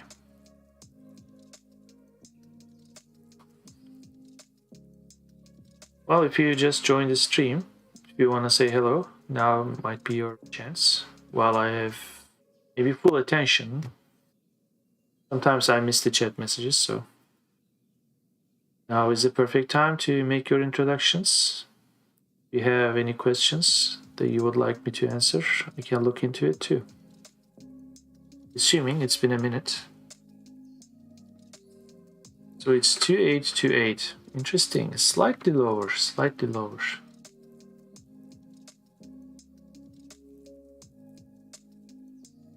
And that's the right answer. So third time is a charm. So we are 1 gold star closer. So that makes it 6 stars. Completed day 3. You can share or move on to the next problem. So I'm just going to read this and I'm going to debate whether I want to tackle this today or some other time. I might switch gears and do something else. The space needs to be cleared before the last supplies can be unloaded from the ships, and so several elves have been assigned the job of cleaning up sections of the camp. Every section has a unique ID number, and each elf is assigned a range of section IDs. Every section has a unique ID number, and each elf is assigned a range of section IDs. Okay. However, as some of the elves compare their section assignments with each other, they've noticed that many of the assignments overlap. To try to quickly find overlaps and reduce duplicated efforts, the elves pair up and make a big list of the section assignments for each pair. For example, they pair up, they make a list of section assignments for each pair. So elf number 1 and elf number 2 on line first, I guess. First line. For example, consider this. For the first few pairs, this list means within the first pair of elves, the first elf was assigned sections 2 to 4, 2, 3, and 4, while the second elf was assigned sections 6 to 8, which means there is no overlap there, so that's a good case, I'm imagining. The elves in the second pair were each assigned 2 sections. Yeah, okay. Still no overlap. The third pair were each assigned 3 sections, 5 to 7, 7 to 9. So 7 is going to be overlap.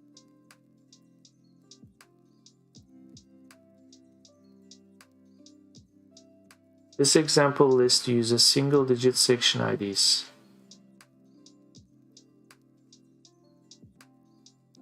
To make it easier to draw, your actual list might contain larger numbers. Visually, these pairs of section assignments look like this: 2 to 4, 6 to 8.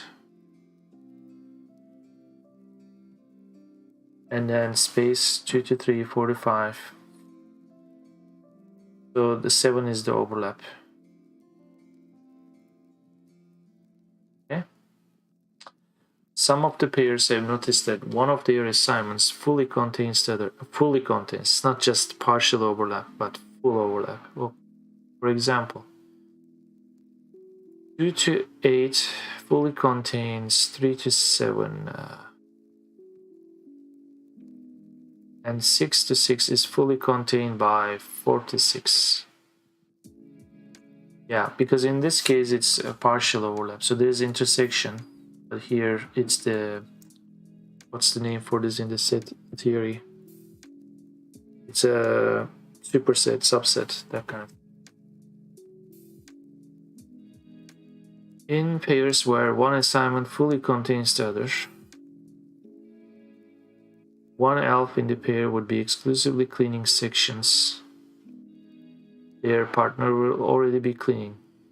So these seem like the most in need of consideration. In this example, there are 2 such pairs. So there is this case that I'm highlighting, and there's the next line. So we want to find the ones that are not partial overlaps or intersections, but full, like the supersets or the subsets. From which perspective you look at it. Interesting problem.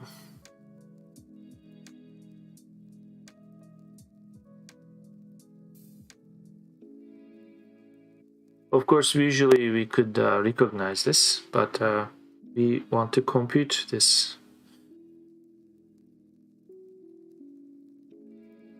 How can we tackle this problem?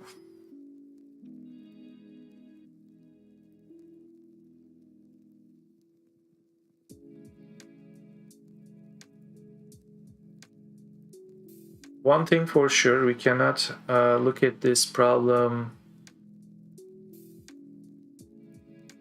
as a directional problem. In other words, we cannot assume in the, like, from left to right we should read and proceed, or right to left, because those things have no meaning. Here too, from top to bottom, doesn't matter. The left right there is the top to bottom. So the reason why I'm saying that is because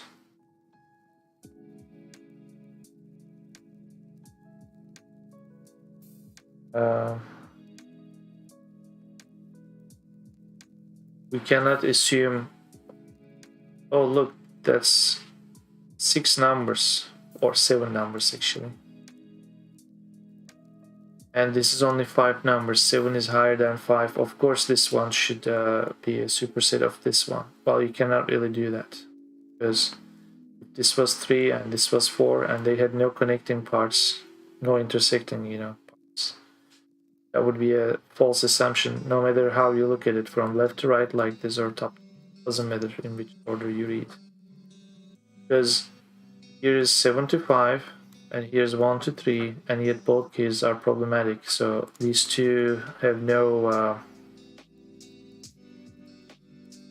meaningful relationship with the rest, which is good.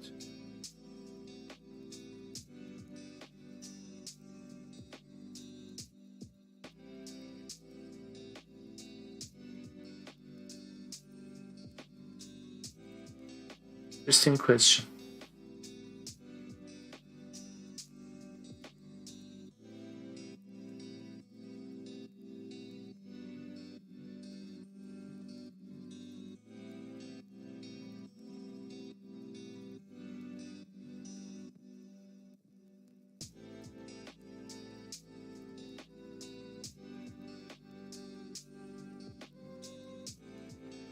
Interesting question.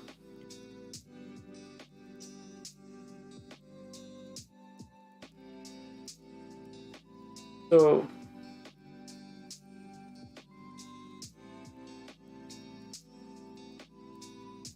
thinking out loud, imagine you are the manager. The first elf comes to you and says, well, I'm gonna clean compartments 2, 3, 4. And the next guy comes and says, well, 6, 8. Still no problem for the next pair, 2, 3, and 4, 5. Then the third pair, 5, 6, 7. Then the next guy in the third pair comes and says, well, I'm gonna start cleaning compartment 7.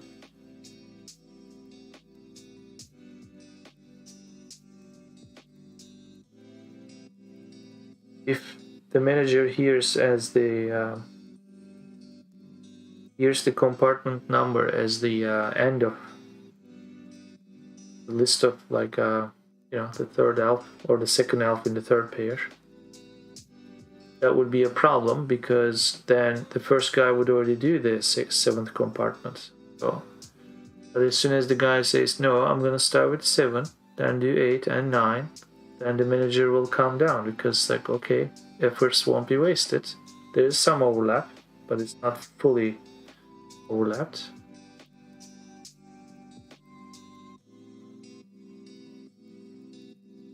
This case that I'm presenting is kind of like the opposite case of the fifth case here. First guy says, well, I'll do 6. And then the second guy in the fifth pair says, I'm gonna do 4, 5. But no, he doesn't stop there. He says, I'm also gonna do 6. So then the manager freaks out and says, well, don't do 6, because 6 will be done.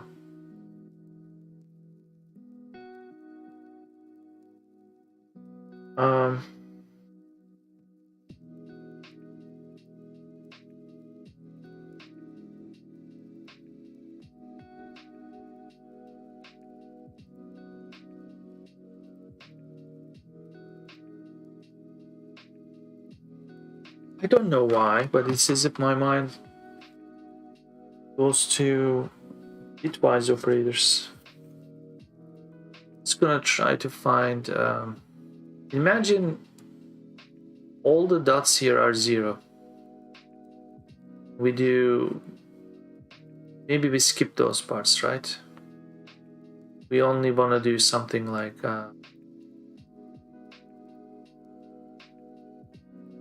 because the problem is always when both areas exist. But here, this is a problem too. This is fully overlapped too. So in other words, 2 and 8, they don't contribute to the problem. All these 5 guys are contributing to the problem, just like this one. So something like, well, let's start day 4.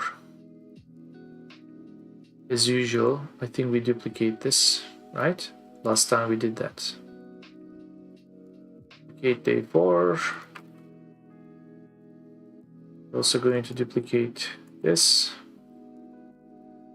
aimlessly. Didn't I say duplicate, sir? And let's open day 4. I'm gonna change to day 4.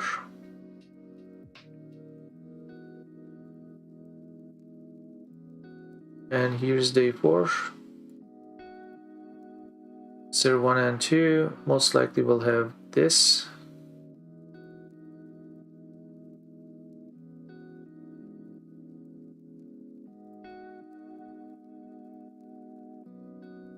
There's probably going to be some kind of number. Let's just skip these parts.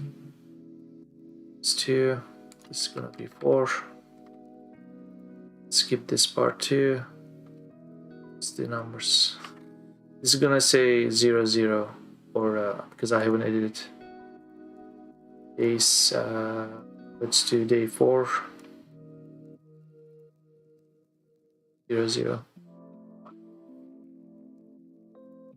One thing I want to do here is something like print 3, 3, which gives 3.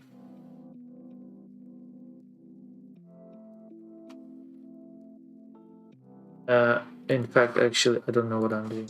Sorry, I should have. True. Uh,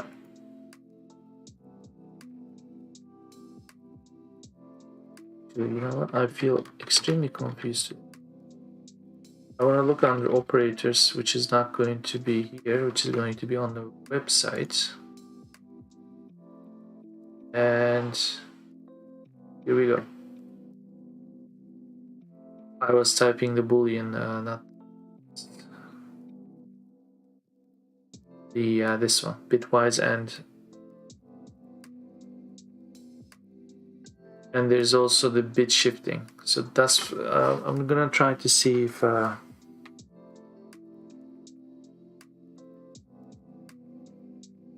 so if we did some kind of subtraction,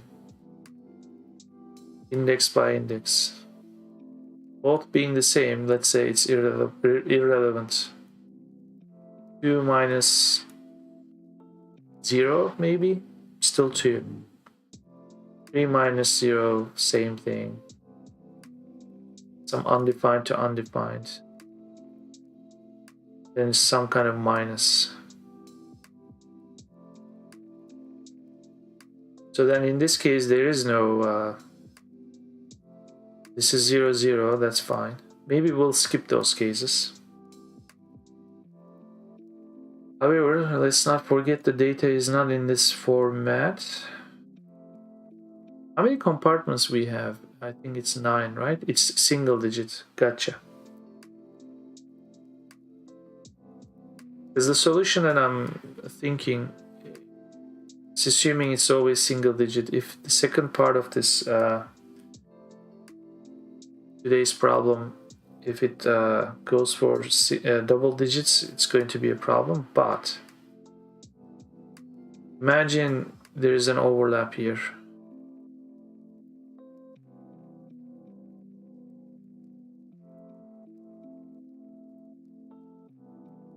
Six minus 6 is 0. That's an overlap. 0 minus 5 minus 5. So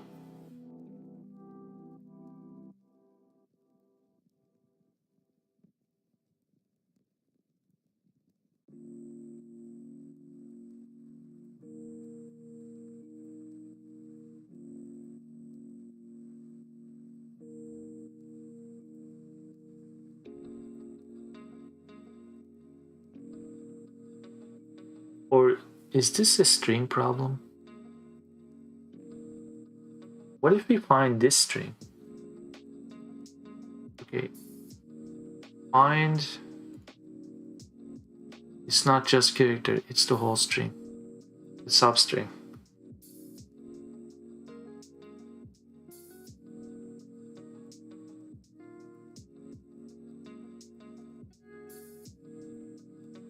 Okay, so if we, when we get to 2 to 4, 6 to 8, if we present them as strings like this, but without the dots, so it's just 2, 3, 4. Question is whether this one exists in here. It doesn't. It doesn't. It doesn't.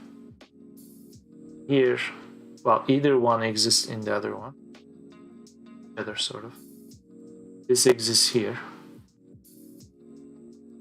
And this exists here. I think we could just do it that way. So imagine this is our input. So first thing we should do is we should extract or create a string representation of 2 to 4 is 234. That's our first goal. So let's do that. So here's some dummy content. Okay. Var dummy. Let's do multiple.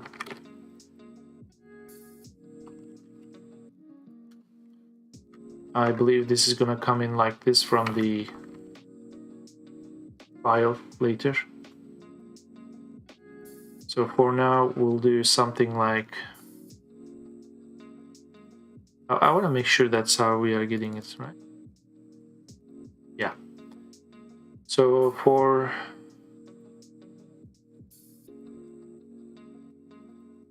gotcha.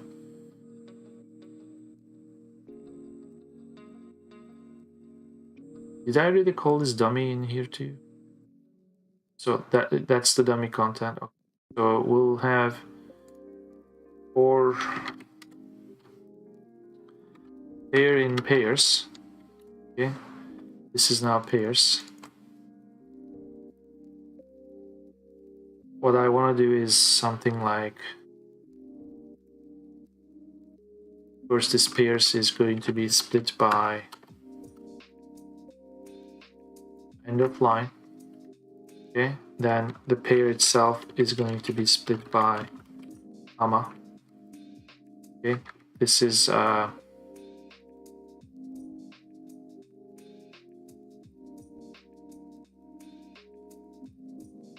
spaces.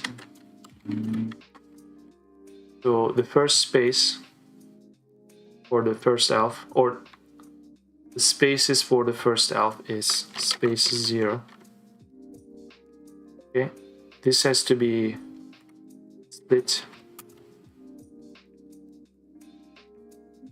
Okay, this is essentially the spaces for the first elf. First elf, right? I'll try to go as simple as possible. It's too tired.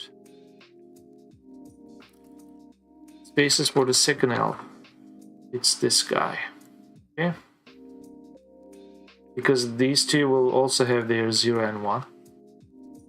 Now here, what we want to do is something like for space in spaces for the first elf.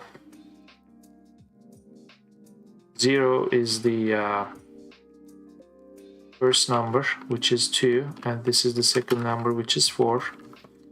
I would like to put this in range, which is this range. This is going to give us 2, 3, and 4. Okay, and we'll maybe do print.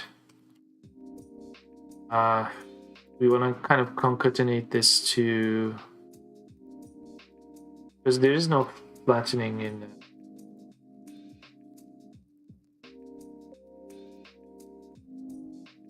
script, right?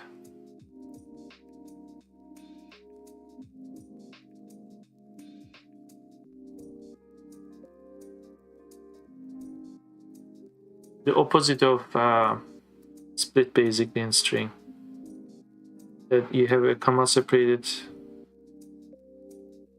like you have an array maybe 2, 3, 4, and you want to get like string 234.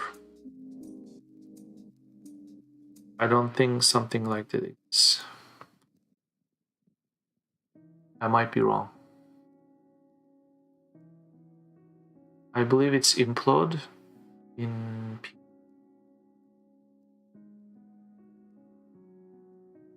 Well, no.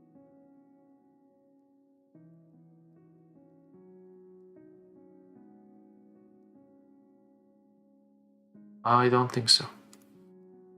I think that's coming in Godot 4. Let's quickly look it up.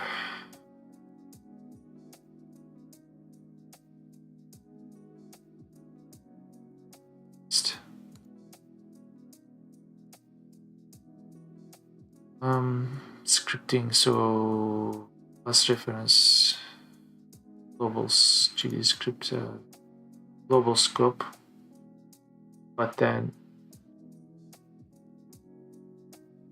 array is the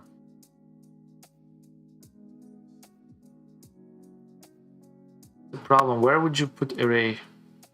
It's a variant type. Okay. Methods,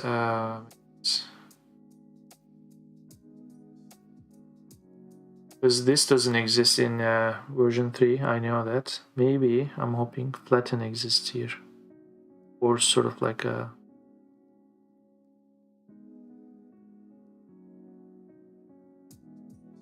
Happy is an interesting one. Okay.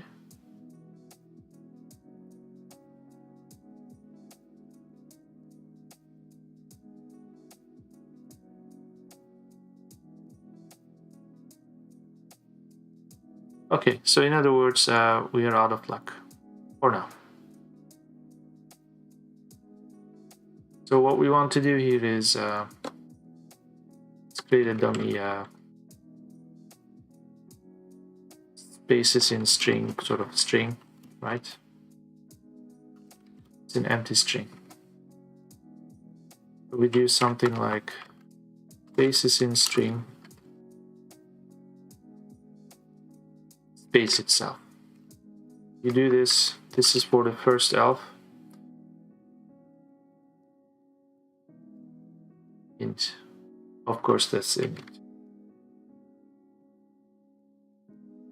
And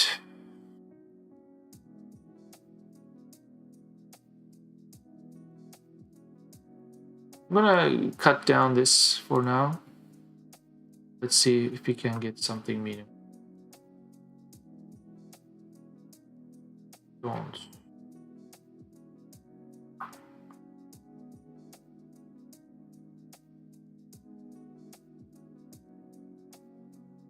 This is pairs split by of line, correct.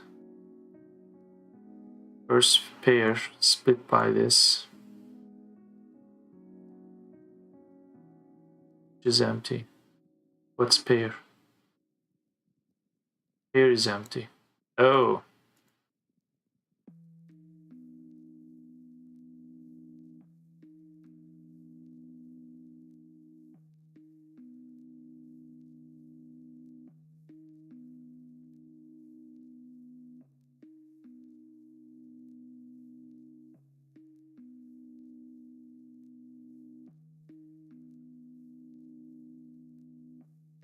Are these question marks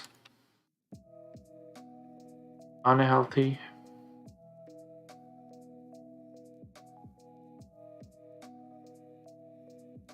Last time I did this, it was like this. That's maybe the problem. So first thing is gone. And here I'm not gonna have multi-line for now, so that's it. So 23. Which is not correct because 4 is not inclusive. So we'll do +1 here. We'll get 20. No, actually that's not really let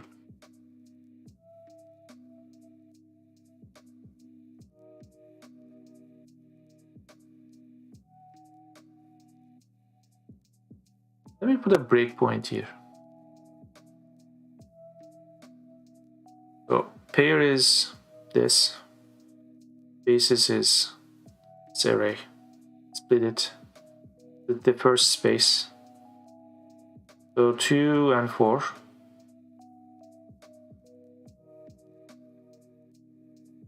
Oh, he hasn't done it yet, so which is going to be 6, 8. That's correct. Spaces in string, which is empty. I'm interested in the range itself, so come all the way down here. It's actually, let's see.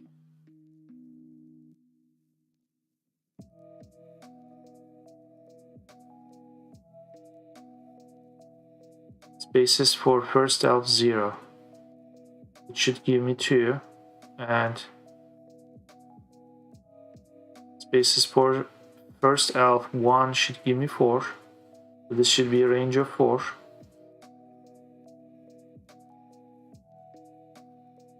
I'm going to rerun this. I was expecting to see some number here. So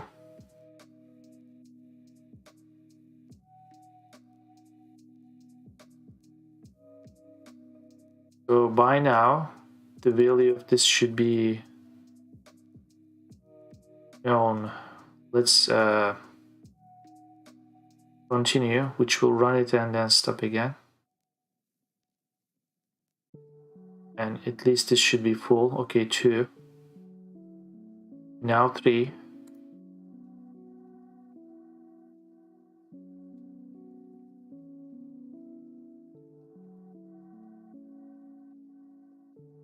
What?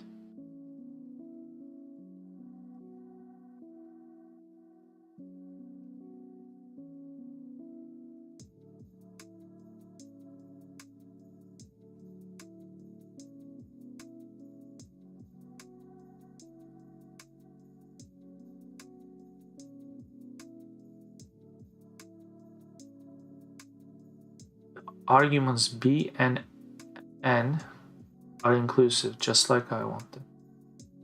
Actually, and exclusive respectively. That's why I should add +1. That's actually correct. But this is still not giving me the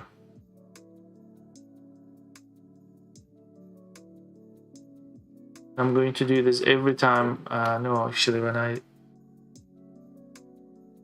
Yeah, this was correct. String operators. So this is where we get in trouble because this is not turning into integer. Okay, 2, 3, 4. This is what I was expecting. Now this is running for this, and I should be running this spaces in string. Basically, this is for the first elf. I should be doing something like this for the second elf.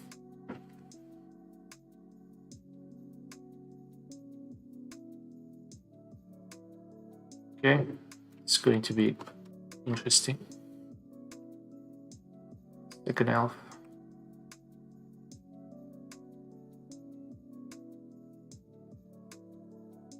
Second elf. That should yield 6, 7, 8. Good. Now the other half of the problem is if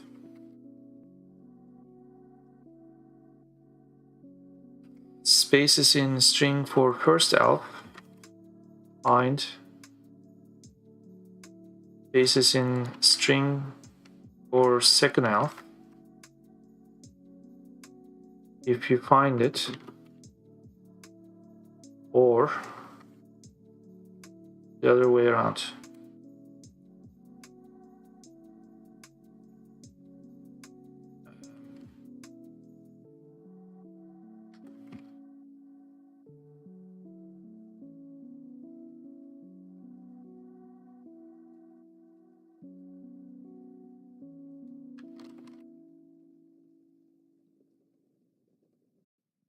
If you find either the first string in the second or the second string in the first string, then you say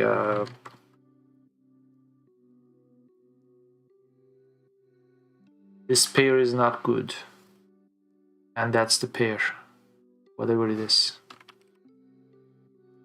This pair is not good.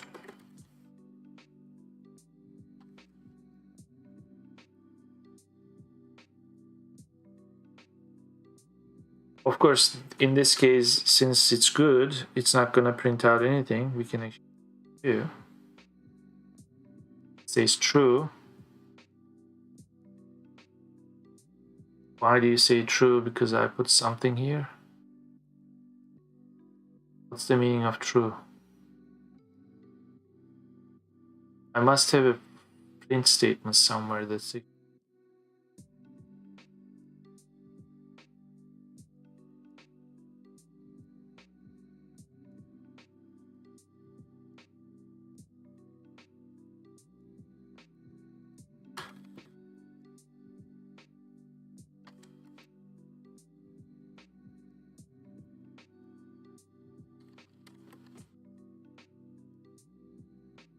good party. What's the true, man? Am I putting something? Oh, okay, yeah, duh. Okay, so this is a good pair. let's get a bit more sample data like this. So this is gonna be okay. Let's get rid of this. So we should have good,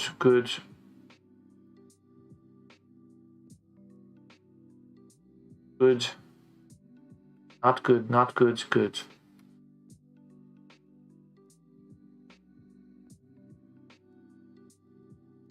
This is when I mess up with this part. This is all wrong because of this. How did I simulate this in the...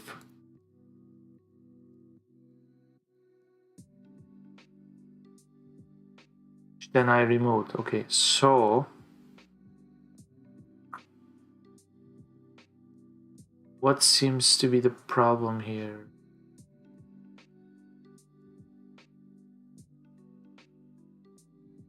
Okay, the end of line there, it's not able to separate it. Good pair, good pair, good pair. This pair is not good. So I think we might be done here.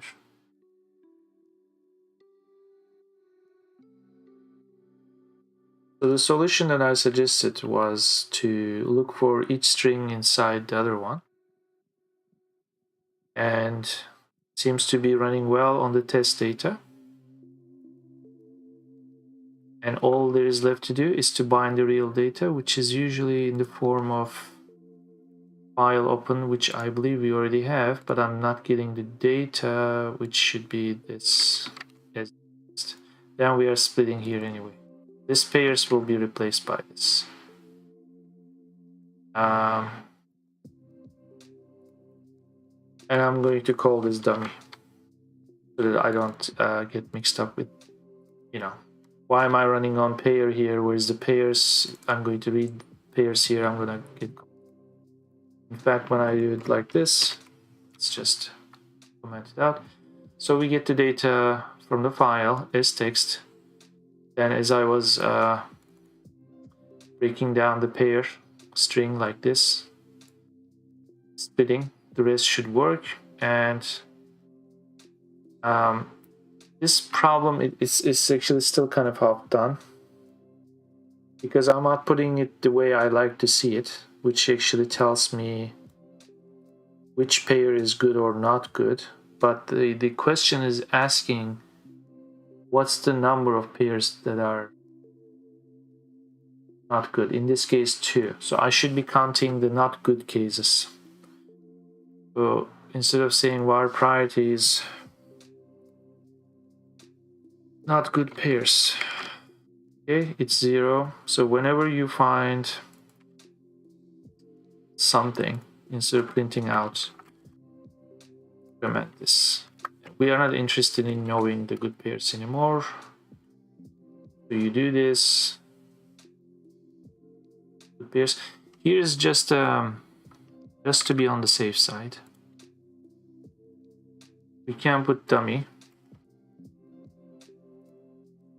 And we should get 2 here as results.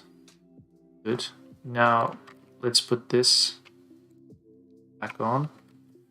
Whatever I see is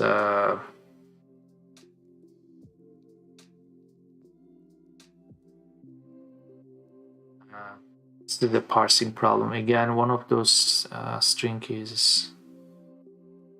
I'm gonna look at the file. Let's see, number day 4. Okay, let me just remove this because I'm not really corrupting the data. It's just one minor detail there. 509. I don't want to do something extra here just to fix end of line. 509 is the answer. Put it in, submit. That's not the right answer. Too high. Curiously, it's the right answer for someone else. What do you mean it's the right answer for someone else? You might be logged into the wrong account. What the?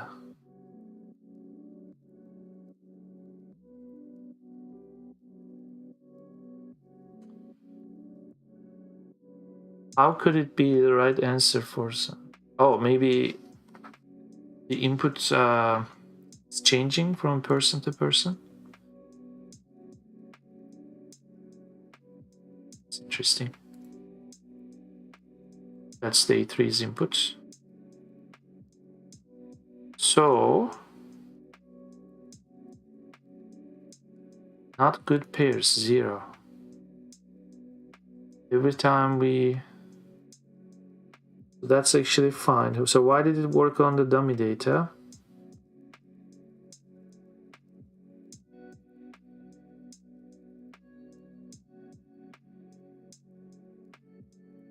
Well, my algorithm might still be wrong.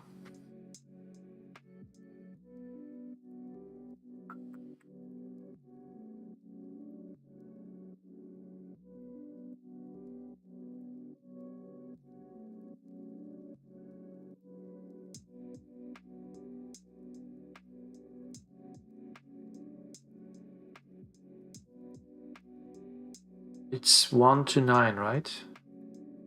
Never 0 to something.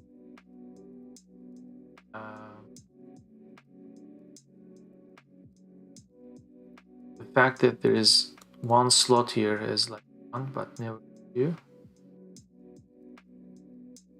This example, there are 2 such pairs. Which is this? I actually got that answer.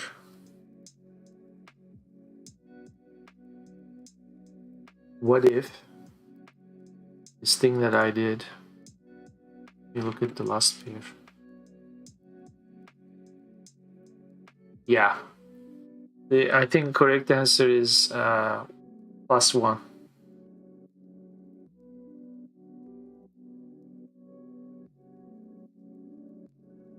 No. Sorry. Correction.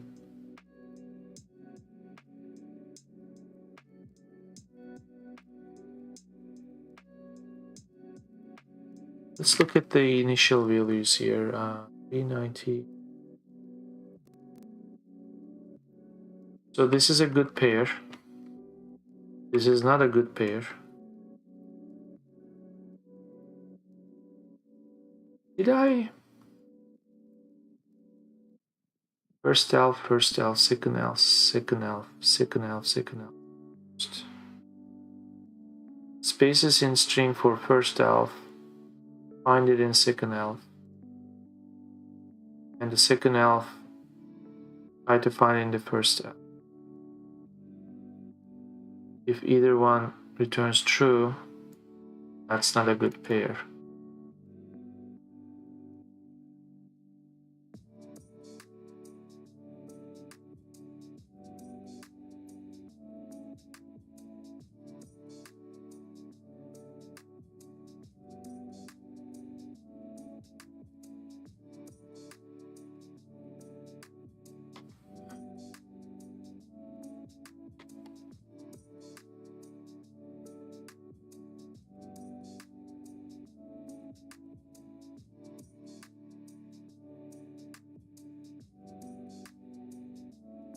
Two.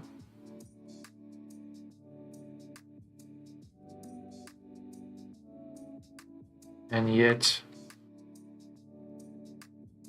if I do this, 509.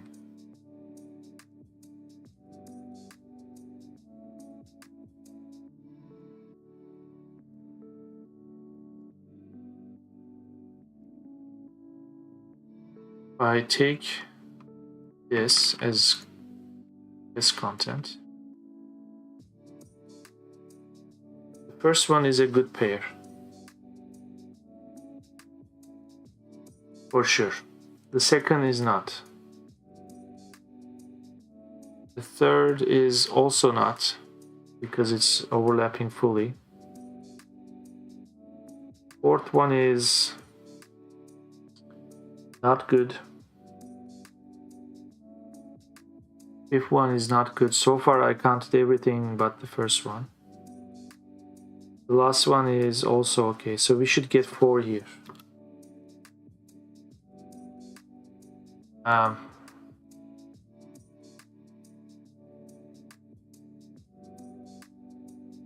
should be overwriting that pairs and oh sorry, using the dummy one. Hey, why?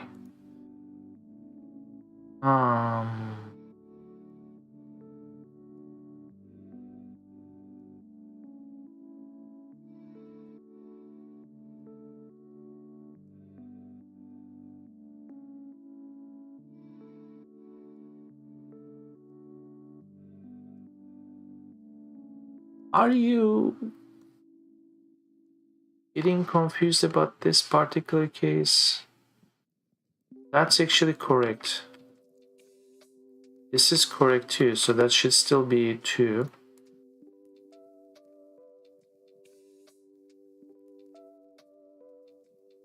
This is also a problem case which should be counted, so if I remove this it should say 2. This is also a problem case. Is it? No, this is partially overlapped. 36 to 38 and somewhere. No, this is not a problem case, so that's good. So good, sorry, good. 92 to 96, 4 to 92. So this should actually say 3, so despite my first judgment. So this is correct. And yet, this is not.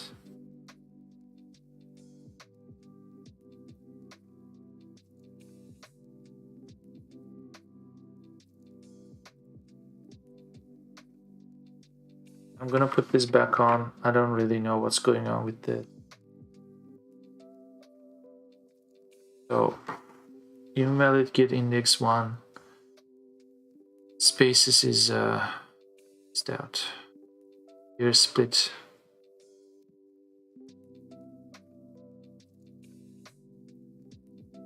So apparently pairs is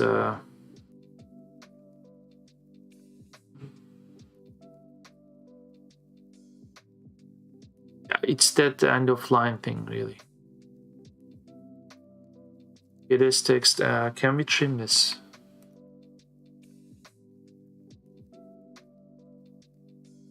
Let's trim it. Yeah. Suffix.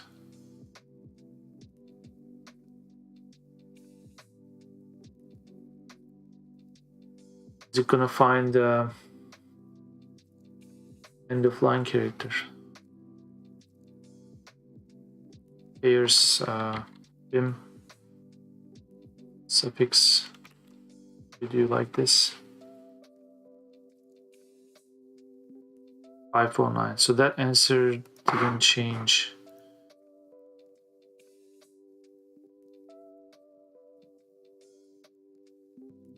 Oh. Is my input the same input?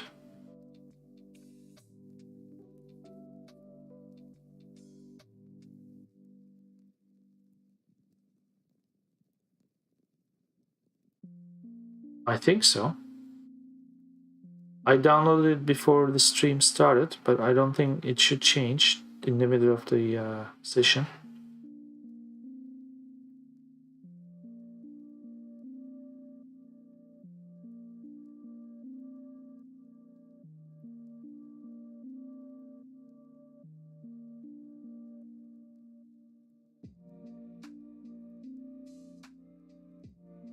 It said it's too high. You know why it's too high? Well, okay, I thought of the wrong thing. I decided to say it's too high based on this fact. I'm assuming there were 100 lines, which is the previous exercise's input file. So of course 509 would be too high if there are only 100 lines, but now that I'm looking there are 1000 lines. So it's supposed to be less than 1000. However, the number that I'm claiming that is indicating the wrong number of that is indicating the pairs that are wrong. That's still too high according to the site.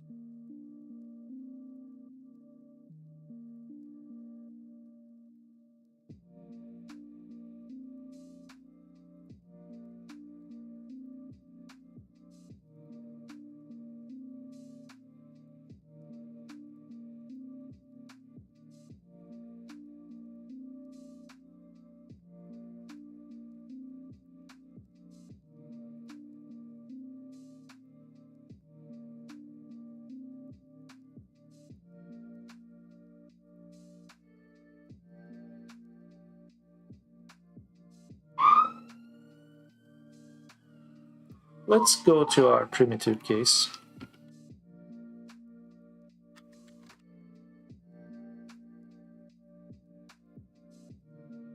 Let's say print thing not good. What is not good? This pair is not. Else.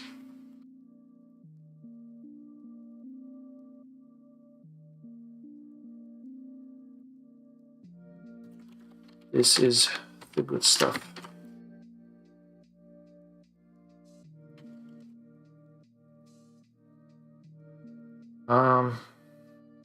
Let's remove this.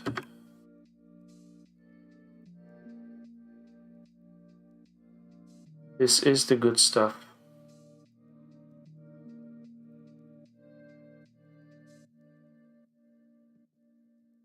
So far, so good. Of course, we never want to do this manually, but a bit more judicious checks like this. So say the last 6 pairs, right?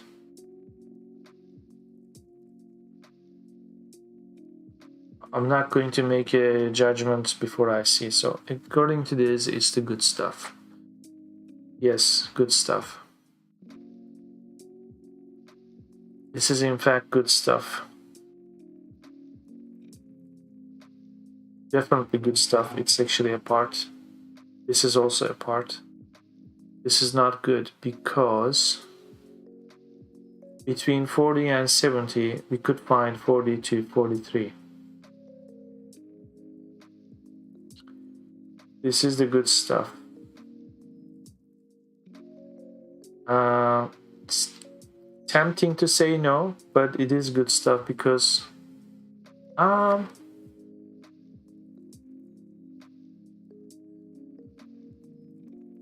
okay, that one is tickling my brain.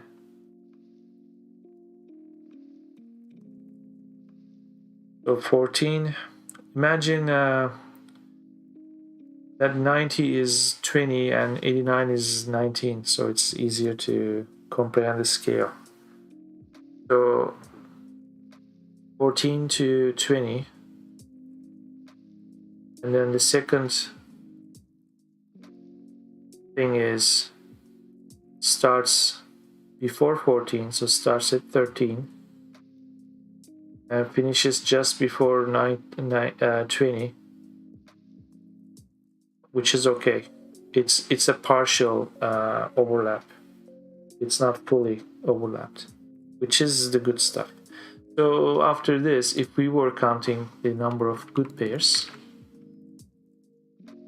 we should actually get 1.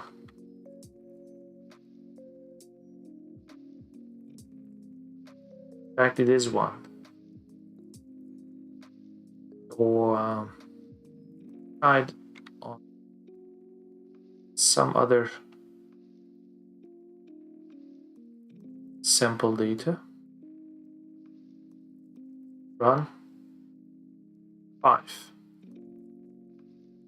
Not good. Between 20 and 97, we could fully squeeze in 21 to 96, but that's not good. 75, 76, which is also fully part of the range between 62 to 76. This is the good stuff, is definitely there's a partial overlap. Not good. 53 to 93 is, of course, because go to 66 or to go to 93, you have to go as late as 66, which is the second pair. Fine. And yeah, the 5th case is also fully in that range, and so is the last one. So this is actually correct. Not good is 5. I don't like all the test cases are passing. I don't get it. The only thing I can think of is I'm still testing it against the input file that I have. which may not be the file that we have here. I'm going to overwrite my file with their file. I'm going to put an end of line here and run this test again on real data. It's still 5.9, so I don't get it. In how many assignment pairs does one range fully contain the other? The answer is still 5.9, and yet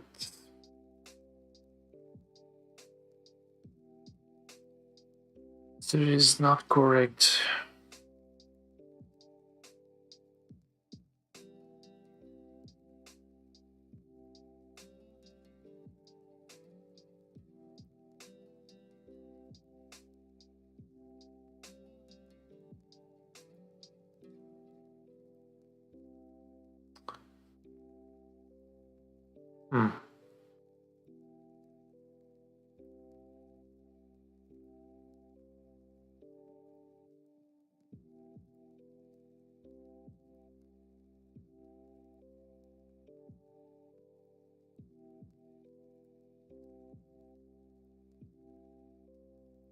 Let's see how many people got the where was that stats? Day number 4, I think.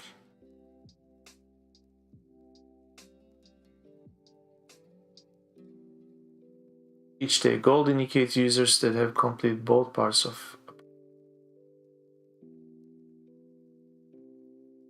I see. So most users, while silver indicates users that have completed only the first.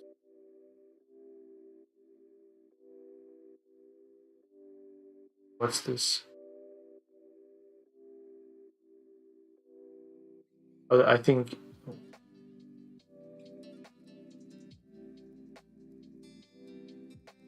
Oh, okay.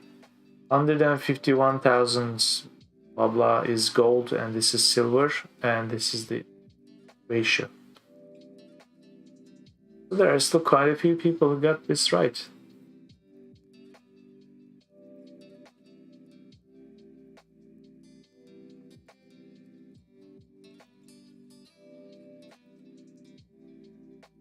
Am I missing something?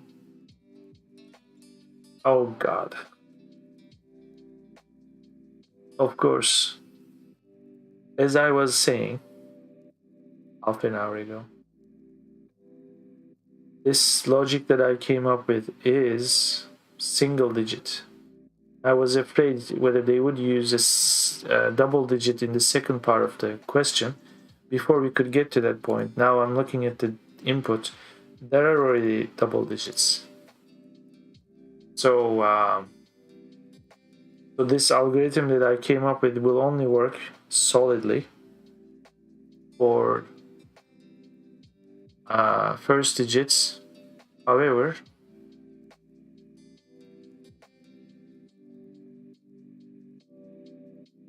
it also seemed to work for the simple test cases that I did here. Questioning why? Because since I'm still constructing strings, those strings will still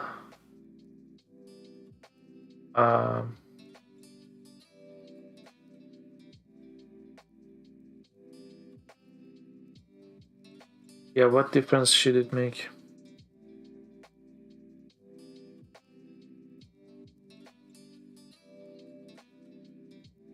Imagine this, it's 16 and 86. So we start at 16, then we do 17. So we are just concatenating strings.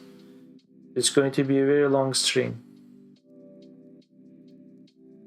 Whether this string is, what was the problem case here?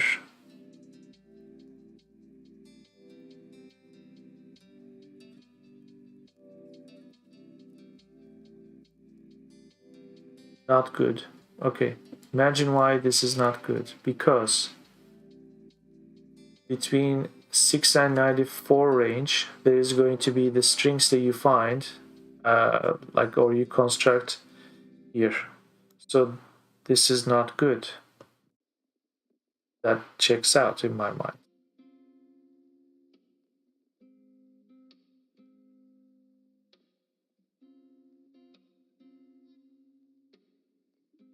But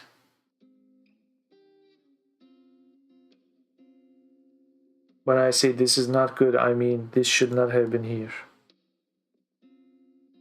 For 99 to 99,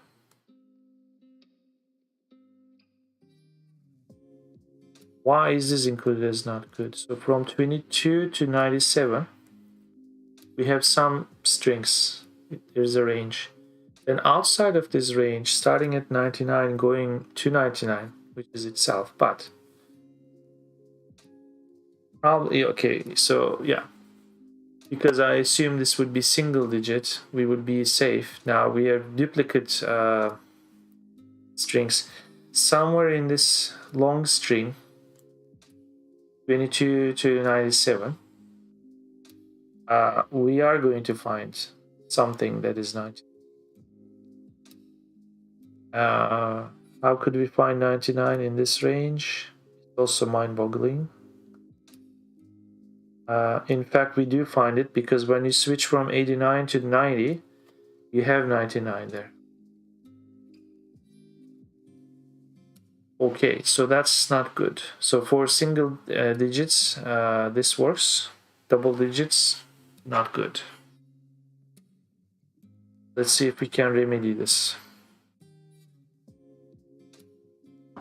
Or we'll have to come up with a smarter way.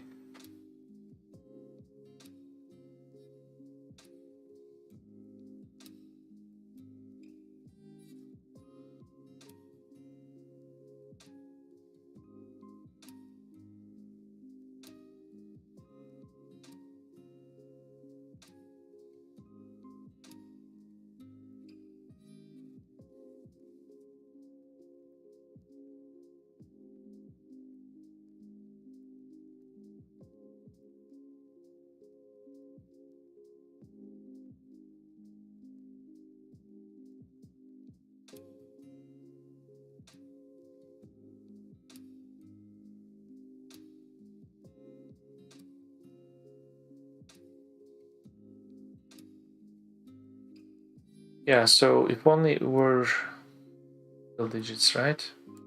We could find this in here, problem solved. If it's double digits, especially in this case, where was it? 22 to 97. 22, 23, 24 goes like that. 89, 90, 91. And somewhere here we have.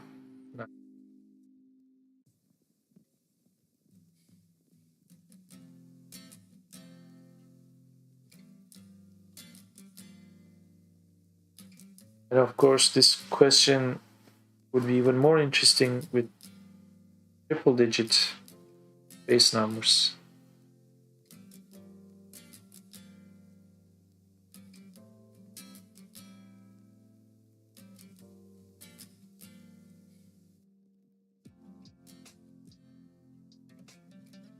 So the comparison will be, it's still a set problem. We want to make sure whether one set is either the subset or the superset of the other. So that means if set A is the subset of set B, that means every item in set A should exist in set B, or vice versa. I try to do that with string find, but now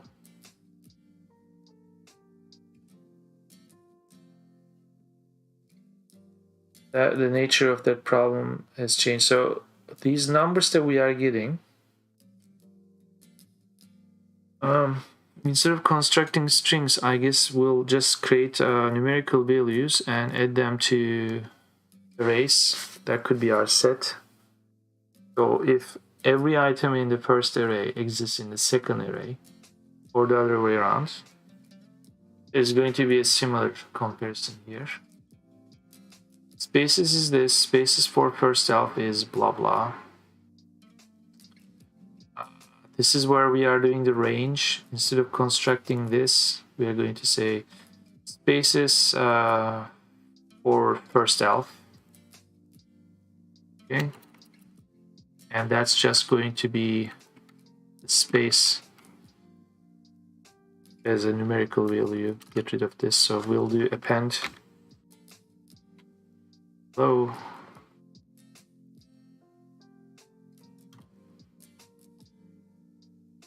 What already? Oh Jesus. Okay.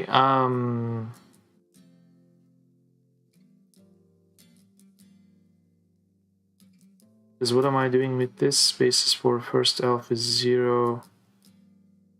Gotcha. Instead of this, should I put this here? No. Okay.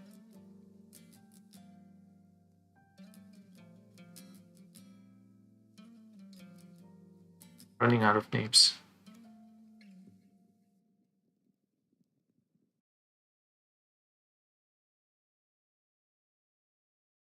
It's that. This is that. It's gonna go away. This is gonna be that. Let's do append. We're not going to do base string conversion. We'll just append it. This is gonna be here. Just like that.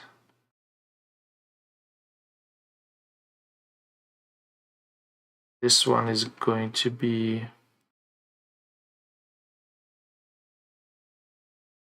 this.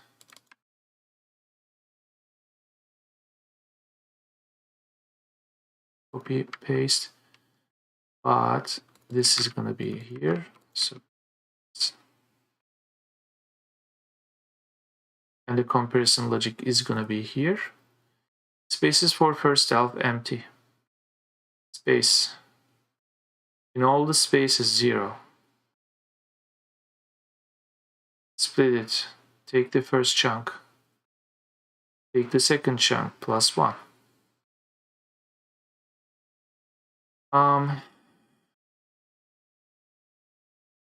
The only problem, it's going to add the 99 twice.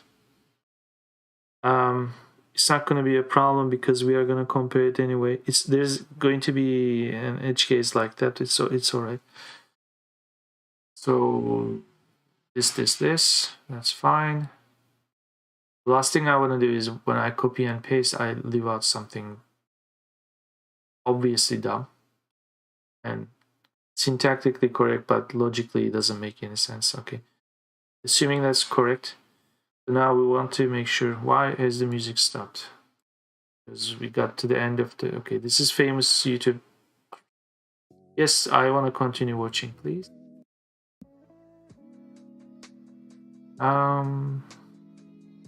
Array. There is no such thing as array has other array. So we'll have to do, how do we do this array comparison? If one array is a subset of the other array,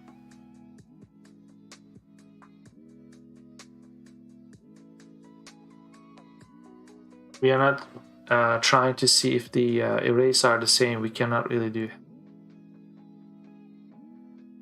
the contents. Not really. So this is going to be our for loop sort of running over this. If arrays, first array's values, the second array has this value. If it doesn't, then bail out. That's not good case. So let's get rid of this. For spaces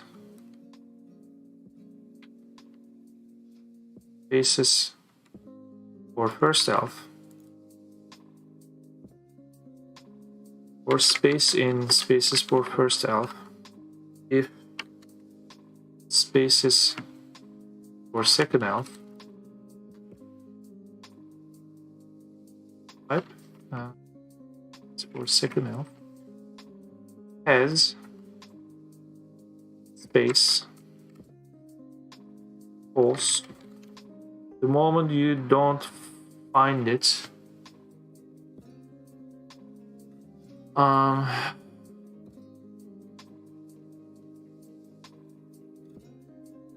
really though. Not find it, but you may find it later on.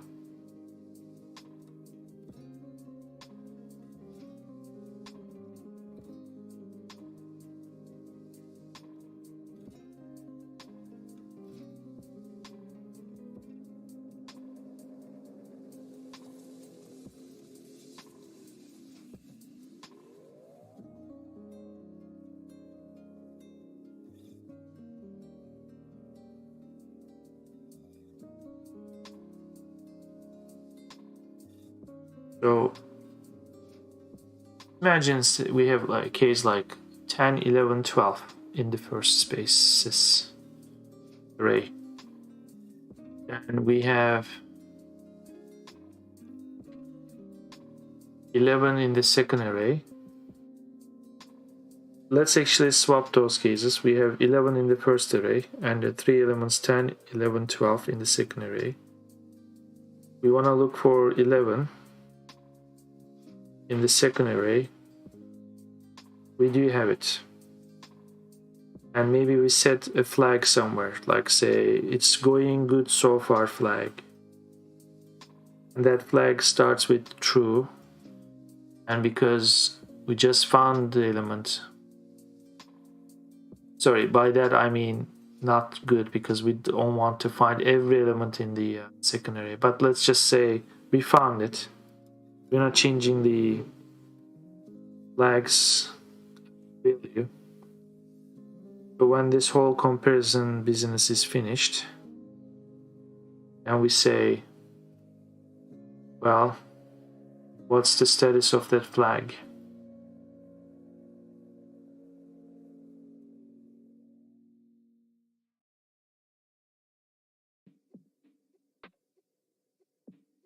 First of all, one thing we can do, maybe if you want to be super performant here, is if the minimum of the second array is bigger than the maximum of the first array, it is a good case, because there is no chance of overlapping.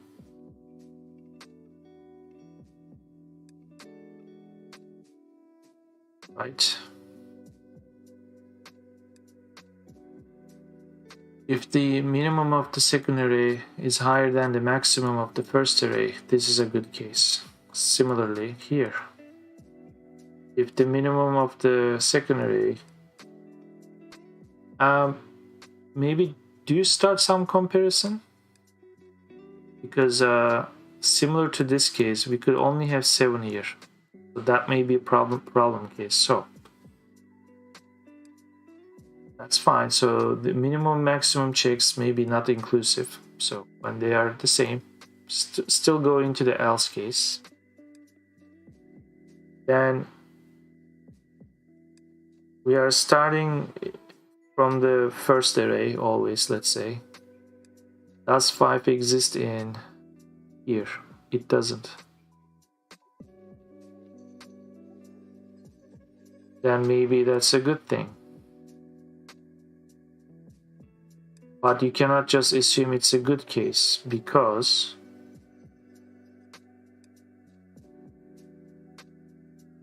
if this wasn't here, it would still be a problematic case. So you look for 6, you look for 7, but then you have to do the opposite case. So maybe like we could still do the min-max things, but that's kind of a moot point, because we are gonna look for this case, although opposite. These two were not here. Okay, so let's go with a flag. At some point I think dinner will happen. I'm still deciding whether I will continue the stream after dinner or I will conclude as soon as dinner is here. I don't know. So let's put a flag here and say flag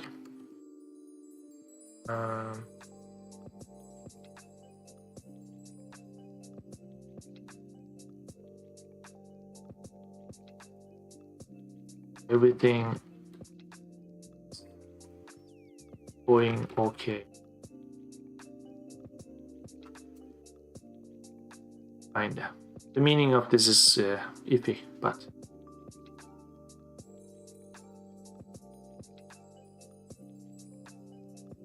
so in the first array, hey Artfiend, welcome. I might be concluding the stream, but in case you're here to ask anything, you might have missed your chance, I don't know. There may always be next time. So if the first elf array, so if the space exists in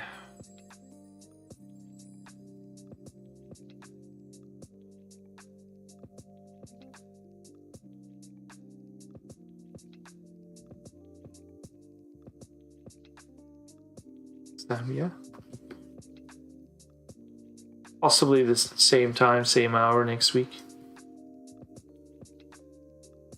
I started 2:30 Eastern Standard Time.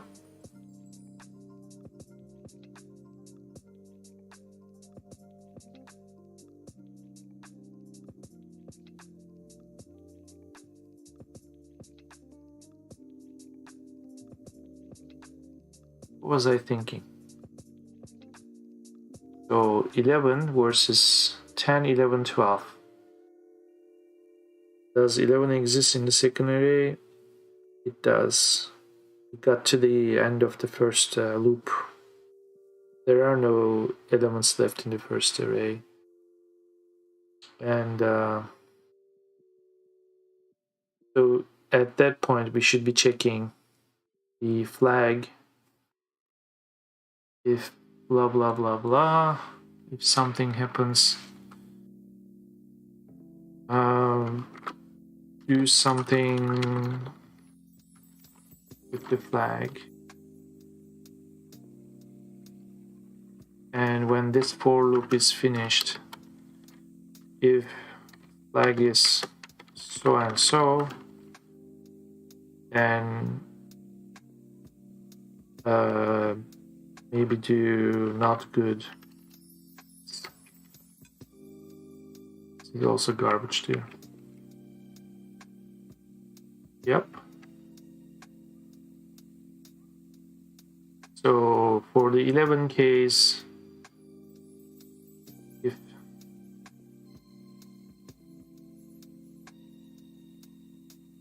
we do not find the, okay, we go space 11.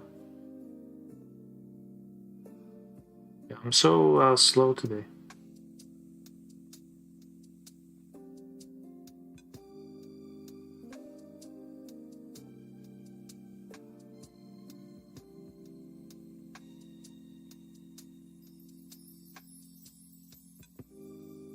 Eleven exists in the second array. So if it didn't,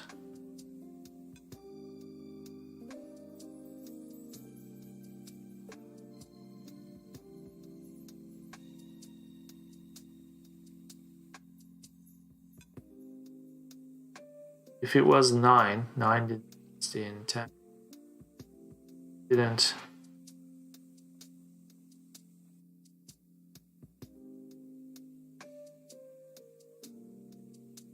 Assume this is overlap flag, okay? And we assume that there is always going to be overlap. As soon as we find one element that doesn't exist in the array, then we say overlap flag is false. And at that point we break. If the flag is, we could also do it here too. The flag is false. Do this. Could alternatively do it like this.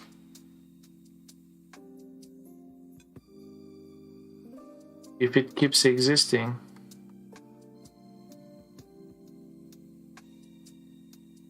let's write the opposite of this. second elf, first elf, opposite case.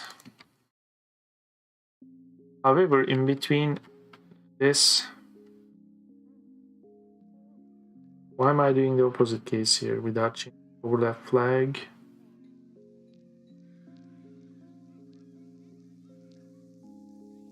If the first array is larger,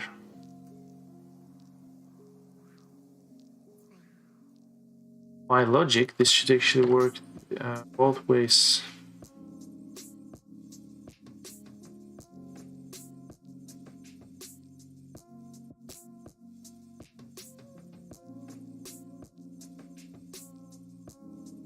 So with this test group, I don't remember what this test group was giving, but this result will at least give us something. Oh, if it said 549 was a high enough result, 772 is, I think, not correct.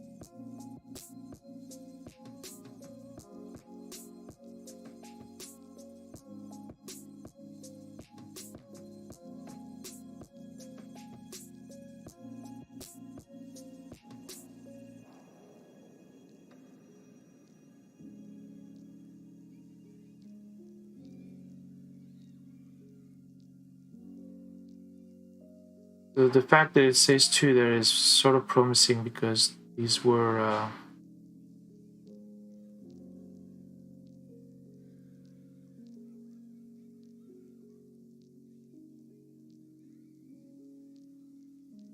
so this is not good.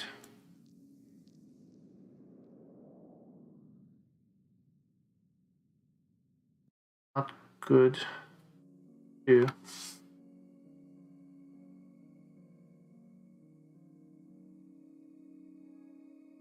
This is good. Not good. It's not working. Imagine it did not turn true here. This 4 actually is finished. That's why we do it. Space is second out. Okay. 7, which is a completely horrible case. Because if you already found the flag here, okay, that's it. If overlap flag is true, if it's still true, then do the second part. Because you may get the not true answer here. Because we incremented twice. If this fails, it's still going to be true. Then keep doing it. So 6, which is still a problem, because that means everything is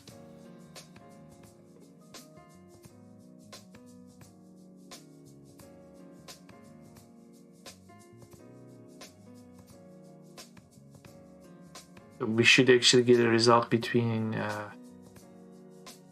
0, 6, not 7, unless I have more pairs here now.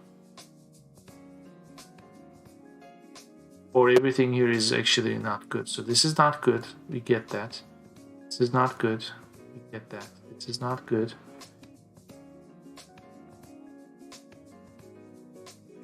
This is good because there is partial overlap.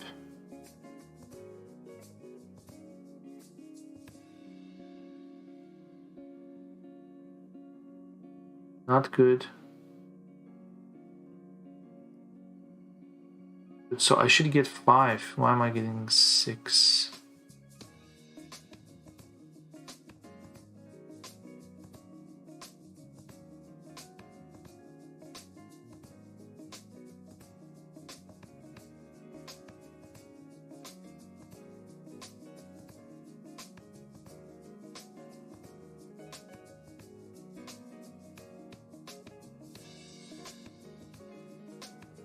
Not good. And how do we know? Okay, it's the pair. Similarly, do this just before this. The pair, nothing is good. What the? Am I double counting? 2196, 2097 is not good. Why? Because this range we could find this, so that's not good. in this range we could find this. That's not good. In 53 to 99, this is actually good because part of there's intersection here, but it's not.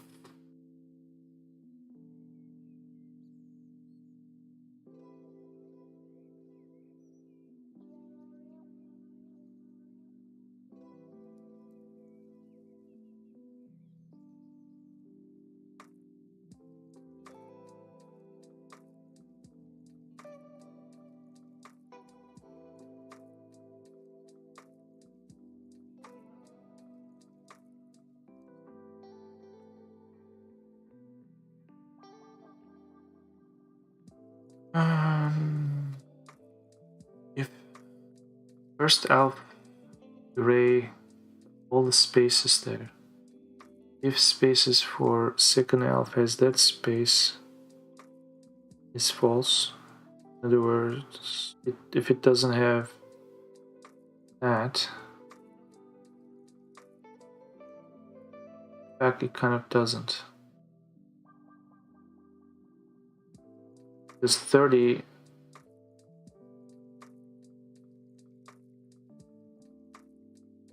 yeah, it's trying to look for 30.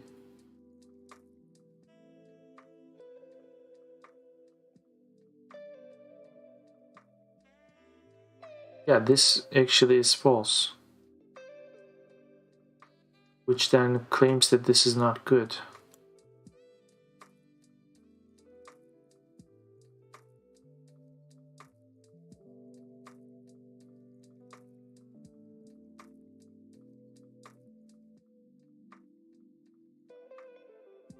Yeah, I think I'm kind of on the right track, but I'm messing up the orders, the order of operation here. Well, maybe this is now a good moment to conclude. So today I worked on the rest of the advent of calendar questions, and I was able to finish the second part of the third day, first part of the fourth day. We got a solution for the case where the pairs, if they were single digits, the solution is correct. However, the tricky part is the data is actually 2 digits, which may even be 3 digits, so you could generalize the problem or the solution. So that's what I'm trying to solve right now, but will be the end of this stream for today and tonight, and see you next week, maybe with a different agenda. Maybe we'll continue this work, but that's it for now.